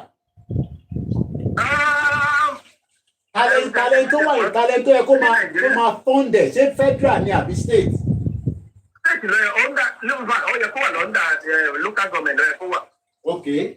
Tó bá dẹ̀ wà lábẹ́ local government láti ṣe state ló máa fund ẹ̀ nìyẹn. Ó yẹ náà mo fi sọ pé kí ẹ mọ̀ àti federal àti state. Ilé táwọn gómìnà wa gbówó jáde kan tọ́jú owó state mú tọ́jú owó àwọn local government mú báwo lọ ṣe fẹ́ rọ́ọ̀nì? Báwo lọ ṣe fẹ́ rọ́ọ̀nì káfíńtì? Ara náà sọ náà nìyẹn. Ara náà sọ nìyẹn. Nígbà tí state governor kan bá di gbogbo owó local government mú báwo lẹ ṣe fẹ́ kí primary health care center kó ṣiṣẹ́ ẹ má bínú mọ́ sáré fún àwọn nǹkan tó wà ní kíchìn ni o. Gómìnà wa kàn lówó kan owó ṣe jábọ́lọ́wọ́ lẹ́nu ìjọ Monday àbíjọ́wọ́ dàbí wíkẹ̀ kọ́ló lọ sáré kó àwọn bọ́sìsì mélòó kan síta nígbà tó ń lọ Sunday ó fẹ́ fi kìlẹ̀ ìbóòsì ọmọ tó fẹ́ gbé kalẹ̀ wọ́n sáré gbé àwọn bọ́ọ̀sì lọ́kọ̀ kalẹ̀ pé káwọn èèyàn máa kọ́lé sọ́kọ̀ òun ṣiṣẹ́ òun lójú àánú nǹkan tí ò ṣe láti di ọdún mẹ́jọ tó ti wà bẹ́ẹ̀. President Tinubu fún Mákindé ní 20 buses àti àbọ̀bí tí bọ́ọ̀sì yẹn wà ní Ìbàdàn kò rí ibi kọ́kọ́. over 30 billion. Mo bí tówó yẹn wà. Owó kan wọlé ní àwọn tó fi ṣe. Wọ́n pay every month. State government generate billions of naira every month. Kó làwọn owó yẹn lọ. Owó kan wọlé ní àwọn tó táwọn gọ́ọ̀mẹ̀ntì fi ṣe. Bí wọ́n tọ́jú ọ̀pá náà fẹ́lẹ̀ ṣàgbé o. O tún yáwó. Oníwà fi ṣe farm settlement káàkiri. Gbogbo farm settlement tó lóun ṣe ní Fáṣọlá àti Làláṣẹ àárín kankan. Ó kò jáwó lọ ní. Ẹ lọ sí Ìbàdàn. Gbogbo terminus tó lóun ṣe. Bus terminus kò sí bọ́ọ̀sì kankan tó rìn bẹ́ẹ̀. Àwọn bọ́ọ̀sì tó ń yàyàn àwọn taxi àwọn kórópè tó jẹ́ tó ń yàyàn lásán lórí káàkiri gbogbo bẹ̀. Ṣèbá tẹ̀ gbọ́ pé Ọ̀yọ́ state ti tú àwọn electric buses kan jáde. Gbàtẹ́mi lọ sọ síbàdàn ní ọ̀rọ̀ àwọn bọ́ọ̀sì sí àwọn ọmọdé bèrè pé bọ́ọ̀lù àwọn bọ́ọ̀sì yẹn wà. Kò sí kankan tó ṣe ọkọ̀ ọ̀rọ̀ náà ló mọ bọ́ọ̀lù ti ẹ bọ̀tá gbọ́ ni akọ̀gbọ́n lórí social media wọ́n dẹ̀ ya picture wọ́n gbé síta. Ẹ má bínú èèyàn wa. A gbọ́ ni mo kọ̀ èmi náà rí pé wọ́n ya picture àwọn buses yẹn bọ̀ mo ò padà rí buses kankan rárá. Sàkámì ìgbésí wọ́n ń ṣe fún wa nìyẹn nígbàdàn. Ó lágbára o. Ọ̀pọ̀ yẹn náà wọ́n ń gba owó wọ́n ń gba bèrèbèrè owó burúkú. Ẹgbẹ́ ló ti fẹ́ràn owó tó fẹ́ fi ṣe presidency sí. Pósítà dẹ̀ ti lọ káàkiri báyìí wọ́n fi ṣe president. Ó ṣe kọ́kọ́ ó kàn ń lo lórí ẹ gbogbo àwọn olùbàbọ̀ Olúbàdàn ẹ ló ń lò tó fi gbogbo àwọn sẹ́nitọ́ la lẹ́yìn sẹ́nitọ́ Tàràfà Adéṣàlẹ̀ nígbà tí wọ́n ní kí bàbá yẹn kó step down fún Mákindé bàbá yẹn sun ẹkún bí ọmọdé ni. Opportunity òun lè lé ìdá ẹni kò step down fún Mákindé. Kí ni Mákindé ṣe ojú ọ̀nà wọn ló ṣe kò sí kankan kò sí náà. Ẹ ṣe gan ni yàrá Margaret Akínsọlá ó ga o. Ààrùn ọ̀pọ̀ ní kankan tó ṣe fún Aníbàdàn. Kò sójú ọ̀nà kò àárín ní ó pèlè lẹ́ńjìníà ó làwọn máa lo náà àárín náà kankan lò ó ní àwọn máa gbádùn yìí ní àárín ìgbàdùn kankan ó kàn gbé wọn mọ́ra ní. Bí a bá di president bí a bá ti di president tó máa wá ṣe yẹn. Àlọ́ ọ̀wọ́ ló sanwó oṣù tẹ́tí wo ló wà tí ò sanwó oṣù mọ́ ń sìn. Tẹ́tí wo ló wà Nàìjíríà tí kò sanwó oṣù mọ́ Tinubu ti fún wọn lówó gidi gan. Nasarawa state ń owó san ó ní for the past láti bí ọdún mẹ́rin sí òun ò jáwó kankan láti ṣe gbogbo project tóun ṣe. Nasarawa state ẹ̀dẹ̀ lọ gbogbo ibẹ̀ ni wọ́n ti ń ṣe lithium sí ẹgbẹ́ lọ́gbẹ̀rẹ̀ a ton of lithium is at $30,000 ní a ton of lithium wọ́n ti ṣe 3,000 to 6,000 tons every day. If Nasarawa ṣe lọ́gbẹ̀rẹ̀ lọ́wọ́ anybody àwọn náà ní such mineral resources ní gbogbo ìgbẹ́sì gbogbo òkè òkun yẹn gbogbo sólì minerals wà bẹ́ẹ̀ gbogbo bí oríire sólì minerals wà bẹ́ẹ̀ dáadáa. Gbogbo yẹn ká rò pé ẹnjìnìá pé ó máa lo ọgbọ́n orí àjẹrò òkú kan ní kò sí nǹkan lórí ẹ̀. Ọlọ́run máa dúró sí ọ. Aṣẹ́dùmarè ẹ ṣé gan ni brother mi ẹ ṣé gan ni ẹ ṣé gan ni thank you so much mo ti follow yín àṣeyọrí ni a máa ṣe papọ̀. Kó tó di pé a máa wind down àti jẹ̀bà tán ká lè tún mọ àwọn iṣẹ́ mi ṣe kó tó di pé a tún bẹ̀rẹ̀ síwájú. Lákọ̀ọ́kọ́ we are not going to force anybody that doesn't want to have to support President Bola Ahmed Tinubu. No. Democracy and practice. Mo kí bàbá wa Ládé 2022. Ẹ ṣé gan ni sir. Democracy ni a ṣe ń practice. Mo lè force yín kẹ́ endorse Tinubu, mo dẹ̀ lè force yín kẹ́ dìbò fún. Ẹ bá gbóhùn sókè bàbá wa Ládé 22. Kí yín ó yẹ kẹ́ ti mú yẹn bẹ́ẹ̀ yẹn o. Ó yẹn. Moment tó sọ̀rọ̀ ẹ káàbọ̀ sir. Kí yẹ kú iṣẹ́ takuntakun tẹ̀ ń ṣe o. Ọlọ́run ló ń ṣe kò ń ṣàwà. Kò ní rẹ̀ yín o, agbára ò ní dá yín o. Láṣẹ àwọn tó láyé tó lọ́run. Ṣé rí ọ̀rọ̀ tó wà nílẹ̀ lọ́wọ́lọ́wọ́ sí, we need to support this present president. Okay. If we really know what we are doing, we need to give him full support. Okay. He's Yoruba man. Okay. Fi ara wa sílẹ̀ ká lá máa mú ẹlòmíì ká fi ìyá wa sílẹ̀ ká wá lọ máa mú tribe mi. But wọ́n ní brother mi tó sọ̀rọ̀ tán ilé nǹkan ọ̀rọ̀ ní sọ̀rọ̀ tán which I believe he has his right. Wọ́n ní expectation àwọn lórí President Tinubu pé kò dánmọ́rán tó. Expectation àwọn kò dán mọ́ná tó. Okay, ìgbà wo ni tó ti wà bẹ́ẹ̀ tó ti jẹ́ kó ti bàjẹ́ for many years. Okay. Wọ́n lè ṣe láàrin 4 years gbogbo nǹkan èdè àsáré yà. Bọ̀ Peter Obi náà máa ṣe láàrin ọdún mẹ́rin. So ẹni tó bá lò máa ṣe kíní ẹ̀ láàrin ọdún mẹ́rin yẹn tọrọ ẹ̀ ni tó ti bàjẹ́ gan rọ́ ni kò sẹ́ni tó lè jù bẹ́ẹ̀ tó lè ṣe 4 years. Nigeria is a rotten system. System ẹ̀ ti rotten gan. Ìtẹ̀ ń dánwò Nàìjíríà bí mo ṣe dé wọ́n bí mi dá kí n dán half percent ẹ̀ wò. Èyí tí mo fojú mi rí ní Nàìjíríà tí bá dánwò nílùú èmi àtọlọ́pàá àjọ máa mú kan lẹ́ni lójoojúmọ́. And even as a normal citizen, mo sọ intelligent citizen, it's just too much of problems in the country. And our state, anyway, ma sọ lọ, mo gbádùn to not interrupt too much. Give him support. Okay.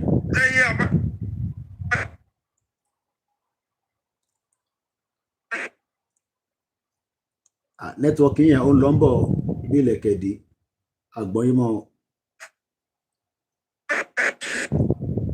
Ṣé wà nínú train náà lẹ́wà lábẹ́ train mo kí alájà Bilikisu mo bẹ̀ yẹn wa ẹ má sọ lọ́mọ ń bọ̀ ẹ̀gbọ́n mi. That is why my own suggestion is whether we eléyìí tó máa pay wa ni whether to have our own country or to have this regional. At least we start off some a máa bẹ̀rẹ̀ láti ibì kan náà ni. Lágbàá regional làwọn àkọ́kọ́ ní tó jẹ́ pé a máa fi lè wà òkè kò sí kankan tó cost wa káṣí àti ẹ̀kọ́ kò nu wà látàwà iná ká kò nu wà látàwà yìí tó bá yẹ wọ́n regional làwọn máa kọ́ ní tá a bá ti níyẹn tá a bá ti máa wá la máa ní orílẹ̀-èdè tó tí gọ́ọ̀mẹ̀ntì ìgbà tún débẹ̀ tí bàbá yá bàbá wa lo 8 years tán tó pé ó tiẹ̀ wọ́n parí gbogbo tó fẹ́ ṣe ń bẹ̀ tí gọ́ọ̀mẹ̀ntì ìgbà tún débẹ̀ àmọ́ ọwọ́ tí yẹn máa gbé yọ tá a bá sì dìbò ìdíwọ́ lábẹ́ wọ́n Nàìjíríà that's my concern. So the only concern to when that bá sì ń tọ́pọ̀ àti ìyá máa jẹ́wọ́ Nàìjíríà lọ yìí o ẹ̀mọ̀ pé àwọn ìjọba kan lè débẹ̀ kan ti ṣe káwọn kan ti ṣe nǹkan sílẹ̀ kan ti jẹ́ pé kọ́ máa ṣe follow up nǹkan yẹn ni kó nǹkan débẹ̀ kó kan gbogbo nǹkan kó kàn da gbogbo nǹkan yẹn rú kó lò sẹ́yìn fi máa ṣe tóun àtẹ̀sẹ̀ wo àwọn kan tó yẹ kó ti máa lọ àtẹ̀sẹ̀ wá dá padà sí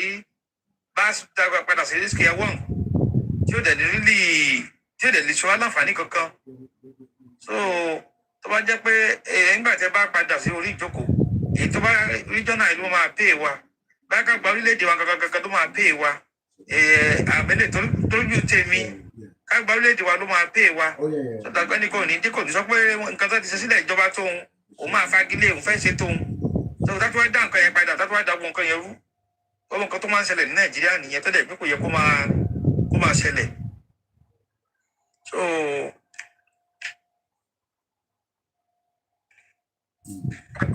mo kò fẹ́ bẹ̀rẹ̀ gẹ́gẹ́ lórí.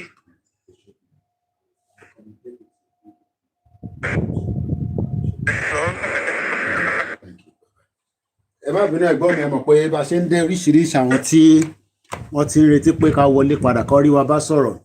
So intention yẹn right. I think the situation we find our ẹ ṣé gan ni ẹ̀yin tí ẹ darapọ̀ mọ́ wa náà ní gbogbo ibi tí ẹ ti ń gbọ́ mi.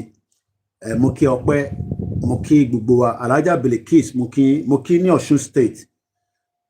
Nigeria is a tough place that needs a tough hand láti fi kọ́kọ́ mú dáadáa.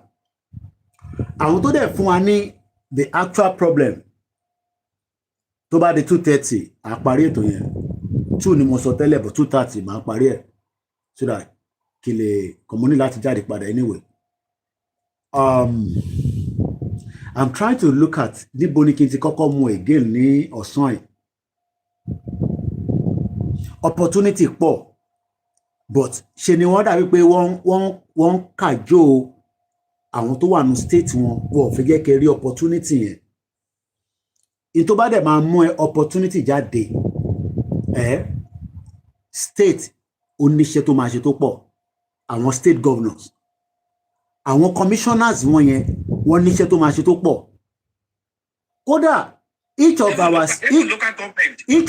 local government ṣé mọ̀ pé each of our state ta níyẹn they can generate trillions of naira if táwọn náà bá work pẹ̀lú federal lókè láti make sure pé ease of movement of people, ease of governance, ease of medical. Mbolowa. Yes. Okay. Okay. Don't pay come up with a call. Okay, what for sorry conference call? No, more business. Busy gonna see the conference call to my distracting to machine. Okay, more again, but hopefully to bury one. I think it is important that we need to encourage, not to fight, not to attack. You know, I want to japa. Emily Master Beshi japa. See you know about him, but if japa in 1998. Elema Mobeshi japa. Elema wow, not my japa. Okay, Mutira Kalamago, Boba Mushima guest. I want to fake big world for more business. Say, Bo, fe ada Kalamago guest. Okay, Muti send the request to Simon. Come on, add me sorry, call listen busy. So, say. Oh my God. What a shame. Can I ask something? Very question. As you she was in the time.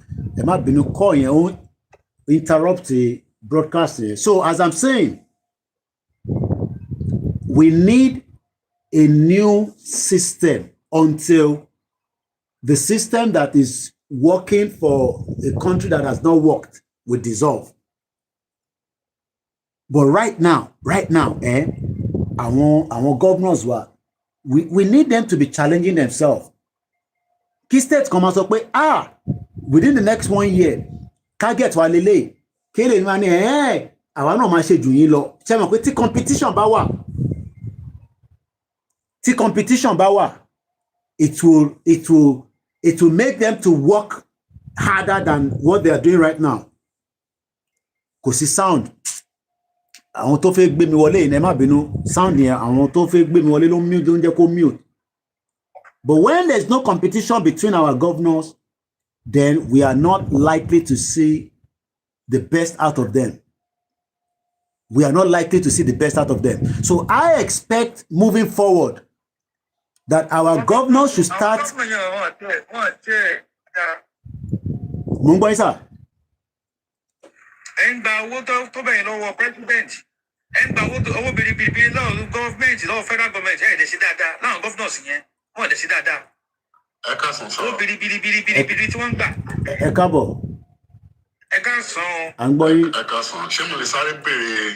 Two questions. Gbogbo yẹn ló máa ní question. Níta bá lè dáhùn àdáyé lò ẹgbẹ́ òsókè sà. Okay, sir. Yeah, share.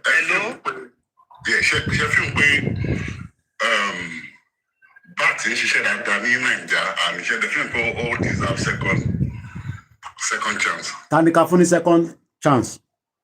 Election ti súnmọ́. Ẹ̀yẹ dáhùn question tèmi. Tanika.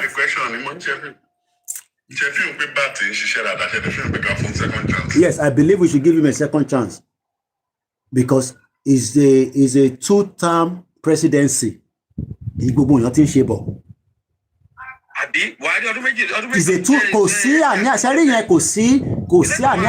It's a 2-term. Buhari did not perform yet he was given a second term. If you understand, you see. So whether our Motisofun Mumobate my previous caller from Canada, they vote for Tinubu, they vote for this time. Monikilode, one expectation is their right. I've just come back from Nigeria.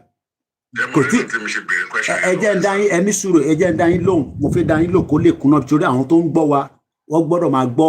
and reason.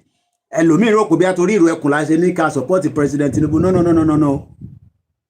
Agenda ni pé not ti ṣe ọdún mẹ́jọ ó kanlẹ̀ Southwest gbọ́dọ̀ ṣe tẹ́ bá wá ní ẹ fẹ́ President Tinubu Ṣèyí Mákindé ti jáde ó náà fẹ́ ṣe president Peter Obi wà níbẹ̀ but Àtíkù ò gbọ́dọ̀ sí láàrin wọn kó wà láàrin Ṣèyí Mákindé àti Peter Obi àti Tinubu ká wá wẹ́n táwọn ọmọ Nàìjíríà máa vote fún Àtíkù ò ní any right láti sọ pé òun fẹ́ contest nítorí pé kí ni àsìkò not kọláwà the rotational of the presidency must still be respected ìyẹn di méjì. But sir Sorry for interrupting again, sir.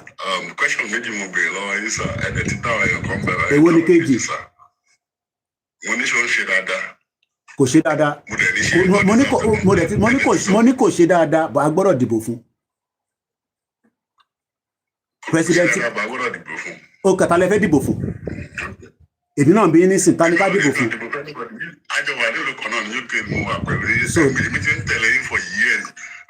So the question is, tabani èmi náà ni mo lè dìbò nísìn, ẹ̀yin náà lè dìbò, àwọn tó wà lé ló máa dìbò, bọ́ọ̀ dìbò gan sẹ̀ gbogbo àti mọ̀ African politics is not European politics.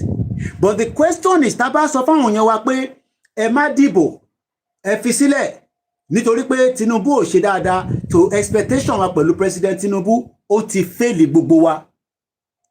Then what and how do we want to move forward? Àná afẹ́ Yorùbá nation, àwọn Yorùbá ní kò tí sọ àsìkò, a sì kọ́kọ́ máa ṣe restructure, a máa kọ́kọ́ kúrò nínú Nàìjíríà gradually ni, kò dẹ̀ sẹ́ni kankan tó fẹ́ ṣe blood revolution, irọ́ ni gbogbo yín pa.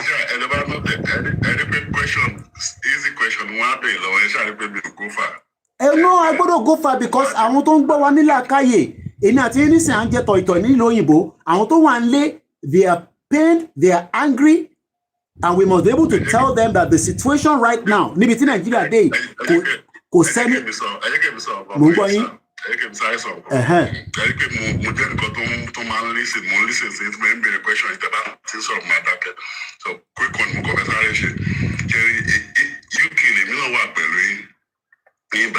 Láti ìgbà tí mo ti wọ ìlú yìí, ẹ̀kan péré mo lọ sí Nàìjíríà, which is 2015.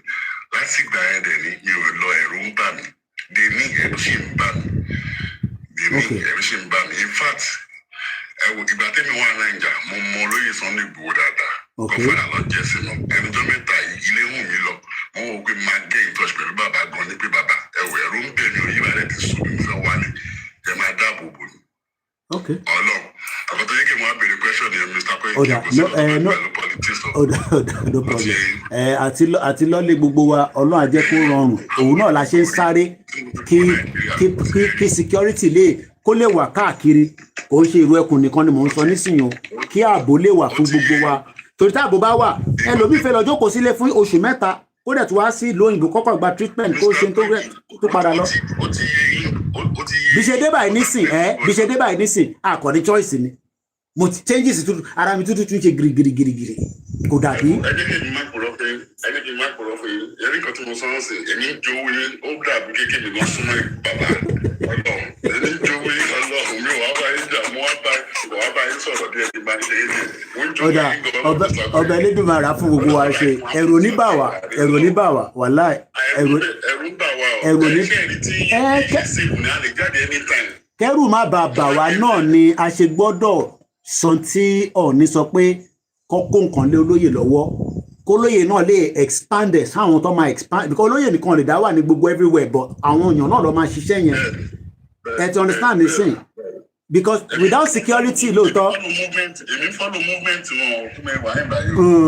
Tí má fi lè rí pé ilé save díẹ̀ báyìí. Ó máa save, ó gbọ́dọ̀ save, because tó o bá save, gbogbo àwọn tí mo rí lórí flight yẹn, gbogbo àwọn kékèké tí mo rí lórí flight yẹn àtàwọn àgbàlagbà, I don't think lẹ́yìn Lagos State, I don't think anybody wants to go and sit in Ondo State, Ekiti State, Ogun State, because people will be scared.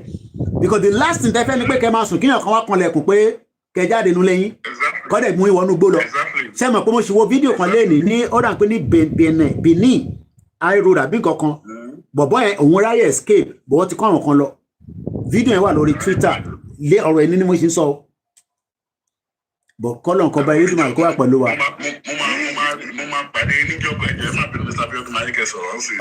Mo máa rí níjọ́ kan, ìjọ tẹ bá dẹ̀ rí mi, ẹ máa rẹ́rìn. Ó máa pa ilé ìdí pé ẹ mọ̀ gígé ń dé báyìí ló ń bẹ̀rẹ̀ láti ilé Èkó. Kò ń ṣàwọn. No. Bí spirit ṣe ń sọ̀rọ̀ ni, wàláì.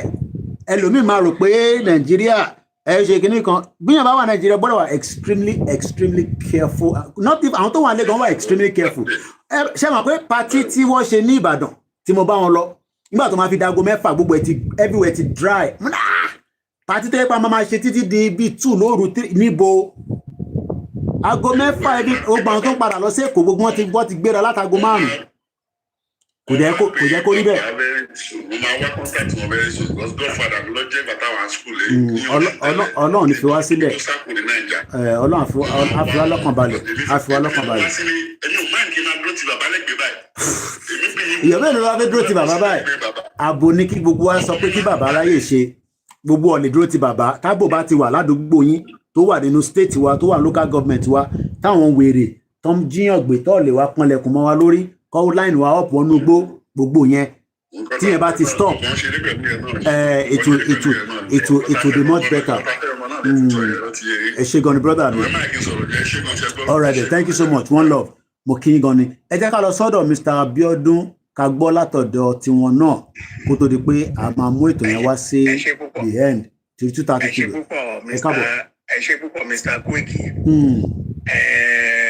Nǹkan tí màá sọ ní ṣókí torí tí n bá ní kí n sọ bó ṣe wà lọ́kàn mi ọ̀rọ̀ yà pọ̀ jù àwọn òdèlè máa yé ọ̀pọ̀lọpọ̀ ènìyàn ṣùgbọ́n màá ṣe ní ṣókí tí màá fẹ́ kí nǹkan tí mò ń sọ kó yé àwọn èèyàn kan díẹ̀ ṣe é rí tàbá ní ká sọ nípa Nàìjíríà bó dẹ̀ ṣe yé oníkálukú sí náà ló ṣe máa sọ sí ibi tí ọpọlọ oníkálukú bá ti gbé mọ náà ló máa rí sìn mọ ló máa lè ṣàlàyé nǹkan tí ó rí mọ. Ṣé wàá rí nǹkan tí mo rí nípa Nàìjíríà ni pé Nàìjíríà láti gbà tá ti gba independent láti ń ṣe kan bí ẹni pé àfọ́ọ̀sì ara wa pọ̀ àfọ́ọ̀sì ara wa ṣe kan yẹn ni Haúsá Ìgbò àti Yorùbá bí ẹni pé relationship yẹn à ń fọ́ọ̀sì ara wa ṣe ni fọ́ọ̀sì yẹn náà ló bá wa dé gbogbo pé wọ́n ń ṣe 8 years wọ́n ń ṣe kíní kan wọ́n rotate wọ́n ń ṣe wàhálà oríṣiríṣi kiri fọ́ọ̀sì ara wa yẹn ló yìí fa gbogbo nǹkan yẹn àwọn fọ́ọ̀sì ara wa yìí ló ń jẹ́ kí àwọn Haúsá àbí Fúlàní even tẹ́ bá notice gan mi ò sọ bẹ́ẹ̀ ní Nàìjíríà ò notice tí àwọn Nàìjíríà kọ̀ọ̀kan tó ní idea bí Nàìjíríà bó ṣe ń lọ tó bá notice wà á realize pé àwọn tó ń pè ní Haúsá tó ń pè ní North àwọn Fúlàní wọ́n ti occupy North wọ́n ti occupy Haúsá. Wọ́n ti eradicate kò sí nǹkan tó ń jẹ́ Haúsá mọ́ mo kí ẹ Àjàsíkò kò sí nǹkan tó ń jẹ́ Haúsá mọ́. àwọn Haúsá gangan inú wọn gan òdùn. Mo kí bọ́dà Soma. Fúlàní ti capture wọn wọ́n ti capture wọn one way or the other. Oh, yes. Even tó ń ṣe gómìnà lẹ́ni ní North gbogbo àwọn tó ń ṣe gómìnà àwọn àtàwọn tó ń jáde fún Fúlàní ní gbogbo wọn. So àwọn Haúsá kò mi rò pé kò sí Haúsá mọ́ tó wà vibrant ní political space. Now Àtíkù tó fẹ́ dìde ńsìn tó ń dìde Fúlàní ni Àtíkù tó fẹ́ dìde ńsìn Fúlàní ni ẹ wo gbogbo wọn like that. Now inú Haúsá ò dùn sí Fúlàní bọ́n ṣe invade àdúgbò wọn wọ́n dẹ̀ ṣe occupy land wọn inú Haúsá ò dùn. Now ẹ wo Yorùbá land tá a wà à ń dìtẹ̀ ara wa àwọn kan ń gbógun lọ́tún torí pé bóyá nǹkan ò kàn wọ́n àbí nǹkan kan àdẹ̀fẹ́ jà fún nǹkan yìí ṣùgbọ́n ẹ fẹ́ jẹ́ ń bẹ̀ ẹ fẹ́ jà fún ẹ̀dẹ̀fẹ́ jẹ́ ń bẹ̀ ẹ wọ́n máa wọ àwọn Ìgbò wọ́n mọ nǹkan tó ń fẹ́ wọ́n mọ nǹkan tó ń wá ṣùgbọ́n ọ̀nà tó kàn ń gbà wá ló dàbẹ̀ ni pé ó fẹ́ rú díẹ̀ fún wọn tán kò yé wọn bọ́n ṣe fẹ́ ṣe é ṣùgbọ́n wọn kì í ṣe pé wọn mọ nǹkan tó ń wá Ìgbò fẹ́ seventy from Nàìjíríà ni Ìgbò òbí tó gbé jáde wọ́n mọ̀ pé òbí ò wà competent òbí kò ń ṣe presidential kẹ́lẹ́ ṣùgbọ́n wọ́n kàn mọ́ gbé òbí jáde mo sọ fáwọn kan mo ní tán bá gbé Nnamdi Kanu jáde as president ní ilẹ̀ Ìgbò ó sì bẹ́tà ju òbí because ìyẹn sì ní ó wà very intelligent ó wà very brilliant ó mọ nǹkan tó fẹ́ ṣe ó mọ bó dẹ̀ ṣe máa ṣe ṣùgbọ́n wọ́n mọ̀ pé tó bá gbé Kanu ọ̀rọ̀ wọ́n fẹ́ pé nìyá máa ṣe so òbí tó dẹ̀ gbé náà kì í ṣe pé kò yé òbí bọ̀ṣẹ́ rí nǹkan tí mo fẹ́ sọ kí n má digress lọ sí kinní ni pé Nàìjíríà we are not one and then tabani Hausa wà ń bẹ̀ Hausa fẹ́ a máa ṣèjọba yẹn ní bó ṣe wù wọ́n bó ṣe fẹ́ ṣe tí Southerners wá bá síbẹ̀ àwọn Hausa máa bínú pé Southerners fẹ́ máa. Everybody ló ní agenda tiwọn oníkálukú ló ní agenda tiẹ̀ so now ìgbà tó oníkálukú kẹrẹ ti dá agenda tiẹ̀ ń sìn báwo la ṣe fẹ́ ṣe báwo ọ̀rọ̀ wa ṣe fẹ́ yíra wa gbogbo àwọn tó sọ pé Tinubu kò ṣe gbá kò ṣàwo mo ní tẹ́ bá fẹ́ jẹ oúnjẹ nílé yín lè bu ráìsì tútù lè bù sínú abọ́ kẹ́ máa jẹ ẹnìyẹn wọ́n á gbé ẹnìyẹn lọ sí hospital ẹni tó bá bu ráìsì tán tí ì sè tó bá bù sínú abọ́ tó ń jẹ wọ́n á gbé lọ sí hospital nítorí pé wọ́n adìyẹ gan tó bá lọ pa adìyẹ lọ́jà tó bá gbé sínú abọ́ tó kàn déédéé jẹ́ láì. mo mí pé láì ṣe adìyẹ tó fẹ́ jẹ ráìsì tútù tẹ̀lé mi tẹ̀ ń sọ nísìnyí káàdì ẹ̀fẹ̀ sì lè jẹ́. So now wọ́n ní ìkòkò tó bá máa jata ìdí rẹ̀ á gbóná ìkòkò tó bá máa jata ìdí rẹ̀ á gbóná nǹkan tó dẹ̀ mean by that ni pé kò sí bó ṣe fẹ́ ṣe ata tí wọn ò ní gbé ìkòkò yẹn sórí iná wọ́n máa fi iná mọ́ iná yẹn ló máa ṣe kìíní yẹn jiná. Now àti àwa ní Nàìjíríà yìí kò sí káàtẹ̀ sọ pé òkè náà àwa ní age of 30 ayé òfin bẹ́ẹ̀ yé Nàìjíríà òfin bẹ́ẹ̀ yé wa títí ṣùgbọ́n àwa tó wáyé ńkọ́ àwa tá ti ń bọ̀ tá ti ń bá bọ̀ láti gbà tá ti ń bá bọ̀ ńkọ́ tá ti mọ bí gbogbo ẹ ṣe rí mo rántí ìgbà kan ní Èkó tá a pariwo lé ní Èkó Lagos pé Lagos ló dájú ní Nàìjíríà mo rántí ayé ìgbà kan tó jẹ́ pé Lagos yẹn tẹ́ bá lọ sí tẹ́ bá jáde lásán tẹ́ bá wọ aṣọ yẹn lè wọ níjọ́ kejì padà mú torí pọ̀tọ̀pọ̀tọ̀ oríkẹ́ gbogbo á ti bàjẹ́ oríṣiríṣi kò sí ọ̀nà kò sí nǹkan kan náà ní Lagos State mo lù ẹ̀ káàkiri lóṣòdì ìfà àtìgbà kan wà tí mo fọ̀ bíìdì Òṣòdì mi ò ń gbàbẹ̀ rárá àtọ̀ torí tẹ́ bá gbòṣòdì tọ́hàn bá já fóònù ẹ tọ́hàn já àgbo ẹ tọ́hàn yẹ òní láyè rìn òní lè rìn kọjá ó dọ̀bù mẹ́lẹ́sẹ̀ òun mú ní mọ́tò òun gbogbo ẹ̀ títí lọ sí Mushin wàá yàgbẹ́ sí títì ní Mushin wàá yàgbẹ́ sí títì lẹ́gbẹ̀ẹ́ títì ní Mushin wàá kó lẹ̀ ìdọ̀tí wàá kó síbẹ̀ àwọn omi olóòṣà kankan lọ sí Sùúrùlérè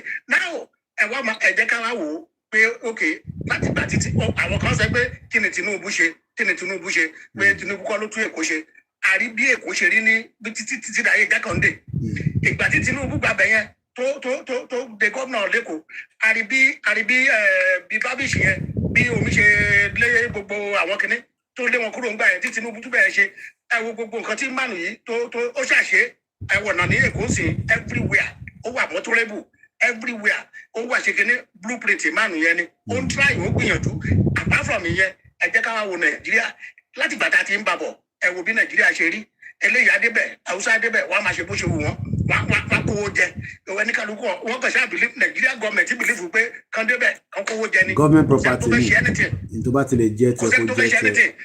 ìgbà tí wọ́n bẹ̀rẹ̀ sí mo rò pé ọ̀nà Benin àti Lagos Ibadan express road tí wọ́n fi bẹ̀rẹ̀ pé wọ́n fẹ́ máa ṣọ̀nà ní Nàìjíríà Ọbásanjọ́ gbé sábọ́ọ̀dù sí ọ̀nà yẹn fún 8 years Ọbásanjọ́ ó gbé sábọ́ọ̀dù sí ọ̀nà yẹn fún 8 years ó gbé fọ́tò ẹ̀ síbẹ̀ Ọbásanjọ́ ò yà síbẹ̀ kò yà sí ọ̀nà yẹn kò yà sí ọ̀nà Ṣàngó ìlú Ẹ̀gàn kò ṣe anything rárá kò nothing but láyé tiẹ̀ náà ó gbìyànjú díẹ̀díẹ̀ ó ṣe 1 or 2 things kankan ṣùgbọ́n so many things faraàlú fún àwọn poor people nothing now ìgbà tí màmí yìí dé nsìn eléyìí ń tẹ̀ láti mẹ́tọ̀ pé gbogbo àwọn nǹkan tó ti bàjẹ́ sẹ́yìn àti tí Buhari tán lóhùn ló gbé síbẹ̀ tí ó tó bàjẹ́ ó ń tẹ̀ láti tó díẹ̀ náà ni kì í ṣe tó kan ní gbogbo àátò ìgbà tẹ́ni ìdẹ́ ń tó ń sin gbogbo yín bèrè question lọ́wọ́ ẹ̀ pé kí ni Tinubu ṣe ṣé ìgbà tí wọ́n fẹ́ tún nǹkan ṣe tọ́pẹ́ nǹkan ní rìfọ́ọ̀mù tó fẹ́ tún nǹkan ṣe ṣé ìjọ kan ṣoṣo ni kinní yẹn máa bá lákànṣẹlẹ̀ wì tí ó kò ní sí pé kinní ni even ilé ẹlòmíì tó ń bèrè question pé kí ni Tinubu ṣe ní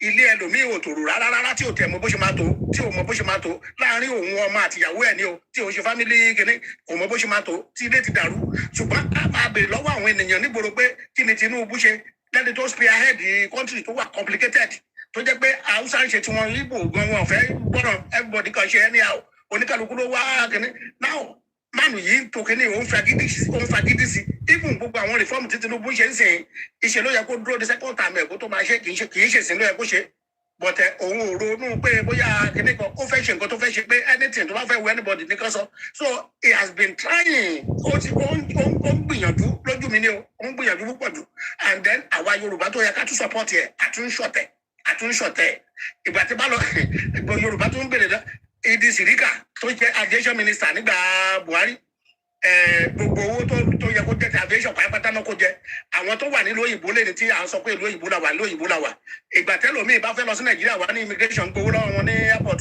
ẹlòmíì àní kò sí náà ní airport ẹlòmíì àní èsì ò sí ń bẹ̀ wọ́n bẹ̀ sí máa condemn airport yẹn this man now took this thing upon himself ó mú airport yẹn ó wó palẹ̀ ó bẹ̀rẹ̀ sí ń túṣe pé ok ẹ jẹ́ ká ṣe kí Nàìjíríà jẹ́ ká tẹ̀ rí pé àwa náà a ní ìpín nínú àwọn 1 or 2 things ṣùgbọ́n still àwọn ènìyàn ò ní tẹ́lọ́rùn wọ́n sì ń bèrè question olórí burúkú pé kí ni Tinubu ṣe ṣé wọ́n rí gbogbo àwọn rìfọ́ọ̀mù jẹ ni wọ́n rí pé airport tó ń pariwo pé kò ní èsì kò ní kíní kan kò ní dìsì pé mánu yìí ti wo palẹ̀ ó ti ń túṣe ni ẹ wo Lagos Calabar road torí tí bá ti wà ní Lẹ́kì tí bá fẹ́ lọ sí tí bá fẹ́ wá sí mainland tí bá fẹ́ wá sí mainland láti Lẹ́kì mo mọ how many hours tó máa ń take mi láti lè kúrò nínú Lẹ́kì lásán tó yẹ pé hold up máa block everybody síbẹ̀ ṣùgbọ́n look at Lagos Calabar coastal road yẹn ó ti so linking so many kìíní ní Lẹ́kì axis tó jẹ́ pé ń sìn everywhere ti free àwọn èèyàn access so many places easily láì tiẹ̀ sí kìíní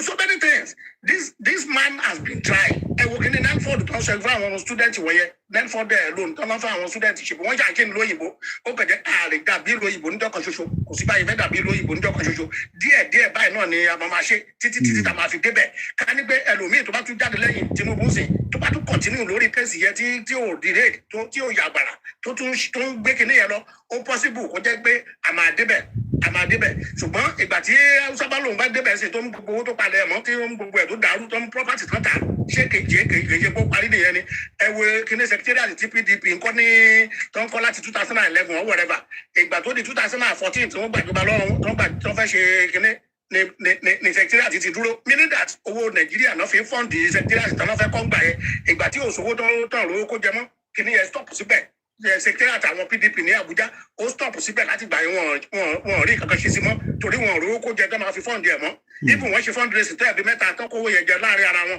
so look at ṣé àwọn tó fẹ́ tú ìlú ṣe nìyẹn ni wọ́n tún padà síbẹ̀ wọ́n tún bẹ̀rẹ̀ sí máa misbehave gbogbo àwọn tó ń gbógun ti Tinubu ṣe ìgbà tó rí pé Tinubu ò ní godfather kò sí nǹkan tó lè ṣe gbogbo wọn bẹ̀ sí ń dìde wọn bẹ̀ sí ń gbógun aráàlú sọ pé wọn ò rí nǹkan jẹ ó kè ṣe tẹ́ ẹ bá fẹ́ kí nǹkan dáa ṣé ẹ ní sacrifice ara yín fún kéde ni Jésù Kristi gan tá à ń pariwo ẹ̀ ní èní ó sacrifice ara ẹ̀ fún wa so bẹ́ẹ̀ so àwọn aráàlú àfẹ́ sacrifice anything akànfẹ́ believe pé kákan àjẹun àṣekínní epo wọn ibo ni epo tí wọn ibo Amẹ́ríkà ni mo wà ṣé epo òwọ́n bẹ́ẹ̀ ni ṣé ẹ̀yin òwọ́n ni ṣé nǹkan òwọ́n ni ṣé lé òwọ́n ni kí ni òwọ́n mi ò mọ̀ UK tí tẹ wà yẹn I was in UK nǹkan wọ́n ní UK kò dàbí tẹ́lẹ̀tẹ́lẹ̀ mọ́ tó yẹ pé gbogbo nǹkan náà ó ṣe kó síbi tí wọ́n àwọn ará Nàìjíríà bẹ̀ sí máa sọ fún ọ̀hún rí nǹkan jẹ wọn ṣe kinní ṣé ẹ fẹ́ kí nǹkan yìí kó dáa rárá ni mo rántí ìjọ kan tí mo lọ sí Àbújá tí mo gba ọ̀nà Benin ìjọ méjì ni mo ṣe lójú ọ̀nà tí mi ò lè dá Àbújá tí mọ́tò ABC kinní kan ABC Express tí mo wọ̀ tí mọ́tò ẹ̀ bàjẹ́ tó sí kinní now look at ọ̀nà yẹn gbogbo àwọn méjọ federal road wọ́n ti ṣe gbogbo ẹ̀ ń sìn kí lẹ̀ ń fẹ́ kí ẹni yìí ṣe gangan kí lẹ̀ ń fẹ́ kó ṣe gangan àdónò ṣé kó wá máa pín oúnjẹ fún yín nínú ilé ni Trump kan lamẹ́ríkà yìí kò pín oúnjẹ sí anybody nínú ilé anybody àmọ́ nǹkan tó gbé ẹ̀rí náà kó tó dórí gọ́ọ̀mẹ̀ntì yẹn wọn kò sí anybody kankan tí ń gbé jẹ́ fẹ́ anybody ní Nàìjíríà tẹ̀lé sọ pé kò dáa lójoojúmọ́ ayé náà ń gbé jáde lórí social media tí wọ́n máa ra bẹ́ǹsì ra Rolls Royce ra nǹkan ṣé Nàìjíríà ò dáa làwọn kan ṣe irú nǹkan báyẹn so the poor people kó ní kálukú wá bọ́n ṣe máa ṣe nǹkan tá a bá lè máa ṣe ẹwùjọ tó bìnrin yẹn ní kán gbé àwọn tá aláìní wọn lè máa dín àkàrà kán máa dín nǹkan kan fún wọn ní 50,000 náà fi ṣe kiri and so many poor people tó jẹ́ pé wọ́n lè bẹ̀rẹ̀ èdèyàn kan ni mo ra padlock lọ́wọ́ ẹ̀ ní airport lánàá 1,000 naira tó bá ta mẹ́wàá in a day that's 10,000 naira tó bá tẹ̀ ń ta ní tó bá rérè 400 naira oyún dẹ̀ ó dẹ̀ lóyún at least èmi rẹ̀ yọ kan lánàá 1,000 naira. ṣé ẹni tí a ra padlock lọ́wọ́ ẹ̀ yẹn àwọn kan ń ta Ghana must go nínú airport yẹn Ghana must go tó ń tà nígboro níbi bíi 500 naira 1,000 àwọn kan ń tà nínú bẹ̀yẹn níbi 3,500 4,000 naira. owó tẹ̀ fowó lè púpọ̀ for 1,000 naira is still it's still a very reasonable price. wàá kó lọ sí kinní wàá lọ tà á wàá ṣe but people doesn't want to work. àwọn èèyàn fi ṣiṣẹ́ o èmi mo gbẹ́nu mo lè fi sọ yẹn kò ń ṣe gbogbo yàn àráìsà ti pọ̀ jù Nàìjíríà nílẹ̀ Yorùbá àráìsà bàbá tẹ̀mí mọ́lẹ̀ fún mi lówó everybody fi máa ṣe àwọn tó fẹ́ ṣiṣẹ́ kọ́nà jẹ́ kọ́ lè rí ṣe ni. wọ́n fẹ́ máa fún yín ní ráìsì wọ́n fẹ́ máa fún yín ní kíní kan àwọn tó ń kó ráìsì yẹn sí ọ̀dọ̀ wọn pátó kó pamọ́ wọn ní fún àwọn tó yẹ kán fún àwọn tó tún fún lówó pé kán pin ẹ wo kíní local government autonomy tá à ń sọ yẹn sìn àwọn gómìnà ọ̀fẹ́ kó wọ́ọ̀kì rárá benefit tán rí bẹ́ẹ̀ president dẹ̀ ń pariwo lójoojúmọ́ tí à ń gbọ́ lórí kíní pé ẹ jẹ́ kí kíní yẹn jẹ́ kó lọ sí grassroots àwọn people iná ń vote àwọn náà ń ṣe báyìí àwọn náà fìlè pàtì kíní yẹn jẹ́ kó dọ́dọ̀ wọn that is why tó ń fi ṣe kíní yẹn jẹ́ kó débẹ̀ ojoojúmọ́ ló pariwo tára ló ń fetí wọn gbọ́ ṣùgbọ́n still wọ́n ṣe ń bú mánu yìí pé kò ṣe bá kò ṣàwó kí lẹ fẹ́ kó ṣe ṣé kó para ẹ̀ fún yín ni àbí kíní kan so all those things like that mo realize pé Nàìjíríà gan kì í ṣe pé ìlú kan tó jẹ́ pé àfẹ́ àní kan ṣe àtọ̀fẹ́ máa jẹun lọ́fẹ̀ẹ́ ni ẹ wò lóyìnbó táwa yìí tó ìwọ bá gbọ́ lásán pé òun ṣiṣẹ́ lásán òun láti san táàsì o wàá san táàsì anything wàá san táàsì yẹn wàá ṣe gbogbo ẹni mélòó ló san táàsì Nàìjíríà ìgbà tó ní kan san táàsì yẹn sì gbogbo ọ̀nà pariwo lórí tó ní social media gbé ó ti ní kan san táàsì o ó ti ní kan ṣe láì san táàsì báwo nílùú ṣe fẹ́ gbogbo ìlú òyìnbó tẹ̀ ń wá sí báwo náà kí lè rò pé wọ́n fi ń ṣe gbogbo nǹkan tá a ní láfíríkà ló òyìnbó ni bọ̀tì táàsì yẹn náà fi ń gbéra wọn tó fi ń ṣe gbogbo tó ń ṣe bọ̀tì ẹ̀yin ẹ̀ fẹ́ ṣe ẹ̀kọ́ fẹ́ máa jẹ ọ̀fẹ́ ẹ̀dẹ̀ ní pé ókè ẹ̀kọ́ ọ̀fẹ́ tẹ̀fẹ́ máa jẹ yẹ ẹ̀ wá máa sọ pé ìjọba lọ yáwó tí ò bá wáyé yẹ tẹ́ ẹ̀dẹ̀ sí táàsì yẹn gbọ́dọ̀ ti fẹ́ kó lówó tú ìlú ṣe nǹkan mélòó lẹ ṣe nínú ìgboro ìlú ẹ wo gbogbo àwọn Yorùbá tó ń ṣe kòkó tó ń ṣe kìnnìkan tẹ́lẹ̀tẹ́lẹ̀ tó ń gbé àgbàdo tó ń ṣe gbogbo wọ́n ti àbádọ́n ẹ̀ wọ́n ti wá ṣe márúwá ní Lagos State Ògùn State wọ́n ti fi ṣe àgbẹ̀ sílẹ̀ àwọn Haúsá nìkan káni pé kì í ṣe ta Haúsá ń sìn náà àwọn Haúsá tá à ń bù yìí káni pé kì í ṣe àwọn tó ń gbin àwọn nǹkan ọ̀gbìn tá à ń jẹ ni ibo láti fẹ́ rí nǹkan ọ̀gbìn mélòó náà gbìn ní East ṣebí àwọn East ṣebí káràkátà làwọn ṣe bọ̀tà àwọn Haúsá náà gbin kíní yẹn jù àwa Yorùbá tàdé ń ṣe àwọn kíní tẹ́lẹ̀ tó à ń gbin ráìsì gbin kòkó gbin kankan àti àbádọ́ọ̀nù gbogbo ẹ̀ àti nítorí pé àwọn kan pa wá nǹkan kan gúùdù gbogbo pàtàkì sọ pé wọ́n pa wá yìí náà ẹ wá máa wò torí pé Nàìjíríà wà complicated everybody ló ń fánà sí ọ̀nà ara ẹ̀ gbogbo everybody wọ́n bẹ̀ sí kógun jara wa káàkiri àwa tá a láwà nínú òyìnbó gan ṣé àti rò pàṣẹfù náà ni ṣé àníyàn sí Nàìjíríà ni ṣé kò sẹ́ni tí ò ní family sílé náà ṣé o fẹ́ pa family ẹ̀ torí gíní ni so ẹ̀ǹbá ní kán fún mánu yìí láyè kán jẹ́ kó ṣe kinní yìí kán jẹ́ kó ṣe dé ibi tó lápẹ̀rẹ̀ tó bá ṣe dé ibi tó lápẹ̀rẹ̀ ẹni tó bá máa gbé fún next ẹnìyàn lè continue níbi tó bá dé bí bó ṣe ṣe ní Lagos State náà nìyẹn tó ṣe blueprint fún Lagos mega city tó jẹ́ pé ìgbà tó kúrò ń bẹ̀ Fáṣọlá dẹ̀ ṣe tiẹ̀ Fáṣọlá gbìyànjú ó try ó dọ̀dà sáwọn ibì kan ṣoríṣiríṣi ó try ìgbà tó tún yá tí iná gbórúkọ tí Ambode débẹ̀ Ambode náà tún ó tún ṣe tiẹ̀ ó ṣe wọn bàtà ṣe ó ṣe gbogbo nǹkan tó lè ṣe ń gbà yẹn mo rántí bàtà Ambode fẹ́ ṣe pedestrian bridge sí àwọn ibì kan ní Lagos State tí àwọn PDP tán block ẹ̀ ṣó yẹ kí federal government máa block state pé ó fẹ́ gba glory wọn block ẹ̀ ṣé aráàlú glory tẹ́lẹ̀ state fẹ́ gbà ṣé ẹ̀yin lẹ fẹ́ enjoy ẹ̀ ní àbáráàlú ló fẹ́ enjoy ẹ̀ but ìgbà tí aṣíwájú débẹ̀ ó dẹ̀ fún kinní tí Buhari débẹ̀ ó fún Ambode ní go ahead kó ṣe àwọn pedestrian yẹn ó dẹ̀ ṣe successfully at least mọ́tò tó ń pààyàn ní bẹ́gà tó ń pààyàn káàkiri ní Lagos State gbà yìí ó reduce ṣé àwọn pípù yẹn ṣé àwọn náà gbàbẹ ni ìṣèbádà ló ń gbàbẹ so ìgbà tẹ́lẹ̀ débẹ̀ ń sìn gbogbo ọ̀nà tó wọ́n ṣe tó àbádọ́n tó wọ́n ṣe even ọ̀nà Ṣàngó tá a pariwo pé ọ̀nà ilé Ọbásanjọ́ aṣíwájú ti lọ sọ ó ti lọ gbìyànjú lọ́nà ọbẹ̀ pé kíní gbogbo ẹwo so many project tó ń gbọ́ ọ̀nà at the same time ibo lẹ́nu kò ń ti rówó ẹ̀ ṣe ó ń jí owó ẹ̀ ni and then tẹ́lá tẹ̀ sọ pé ókè ó yọ subsidy yẹn ṣègbó òun náà ló fi ń sanwó fáwọn gómìnà tó ń misbehave wọ̀nyí tó ń sọ pé kíní. àwọn gómìnà tẹ̀ ń gbádùn ayé wọn ni ọ̀rẹ́ dáàdi torí àsìkò so ibo ni Mákindé ti rówó tó fẹ́ fi ṣe presidential kíní ibo ló ti rówó tó fẹ́ fi ṣe wọ́n ti invest owó ní ọ̀fẹ́ wa rí lò nísìnyí. owó Ọ̀yọ́ state tó kó jẹ lórí. Mákindé ti ní kẹyé dárúkọ òun lórí social media ó ti sọ̀rọ̀ lánàá ó ní kẹyé dárúkọ òun ó náà kọ́ lóun fẹ́ campaign lórí Ọ̀yọ́ state. yes ẹ jẹ́ ká fún wa ní chance kó ṣiṣẹ́ yìí dé ibi tó lápẹ̀rẹ̀ tó bá jẹ́ débẹ̀ from there any other person tó bá ti wá lẹ́yìn ẹ̀ á continue Nàìjíríà á lè da á lè tòrò ẹ bá jẹ́ ká máa kẹ́sẹ̀ ká máa pariwo pé kí ló ṣe àbí kí nìkan níbi tó ṣe délé ni ó gbìyànjú. Thank you so much for the contribution. That was a very fantastic contribution. We cannot force anybody to endorse or vote for President Tinubu, but on our own end, me personally, Koikimedia, it is 4+4. That's nothing to do with being sentimental, no. The only person that can hold the jugular of the North as of today is Tinubu. I don't think Peter Obi has the tendency and the capacity. Kò ní capacity yẹn láti hold the jugular àwọn North. Atiku is from the North.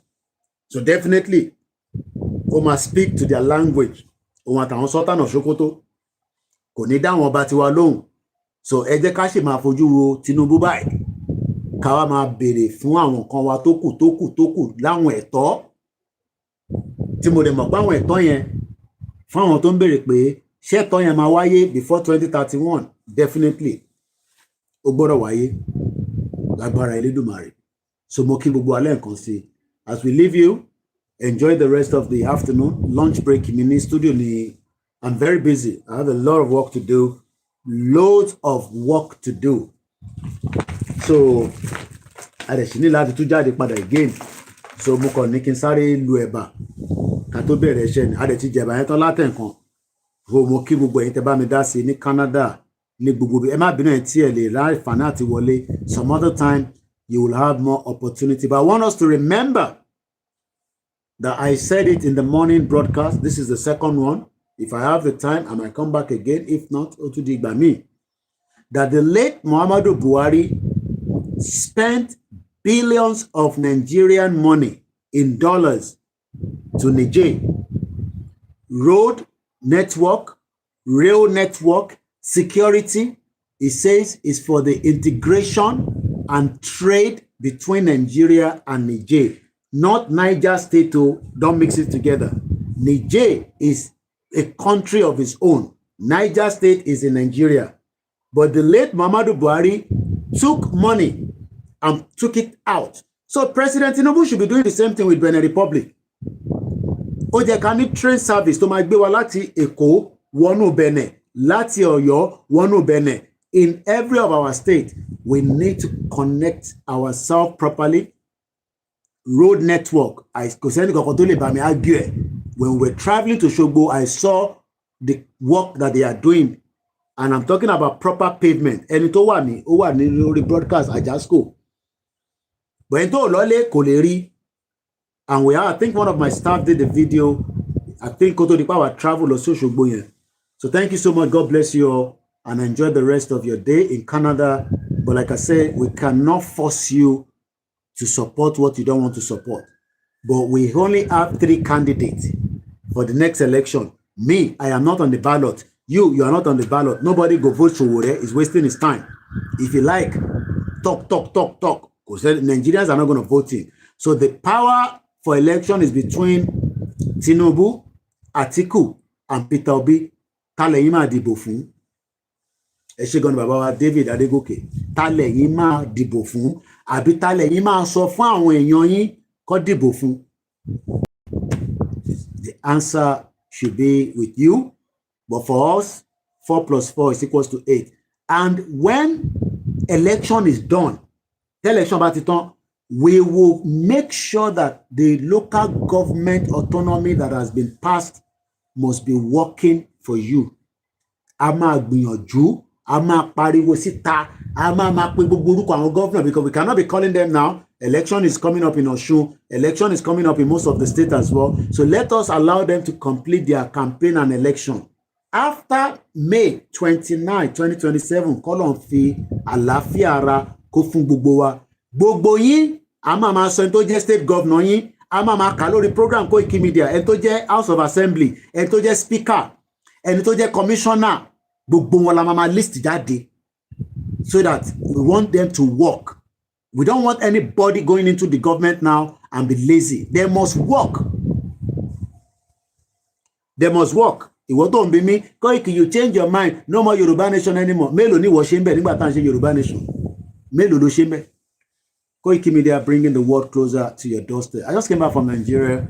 I'm still very enjoying my sunshine that I came back with.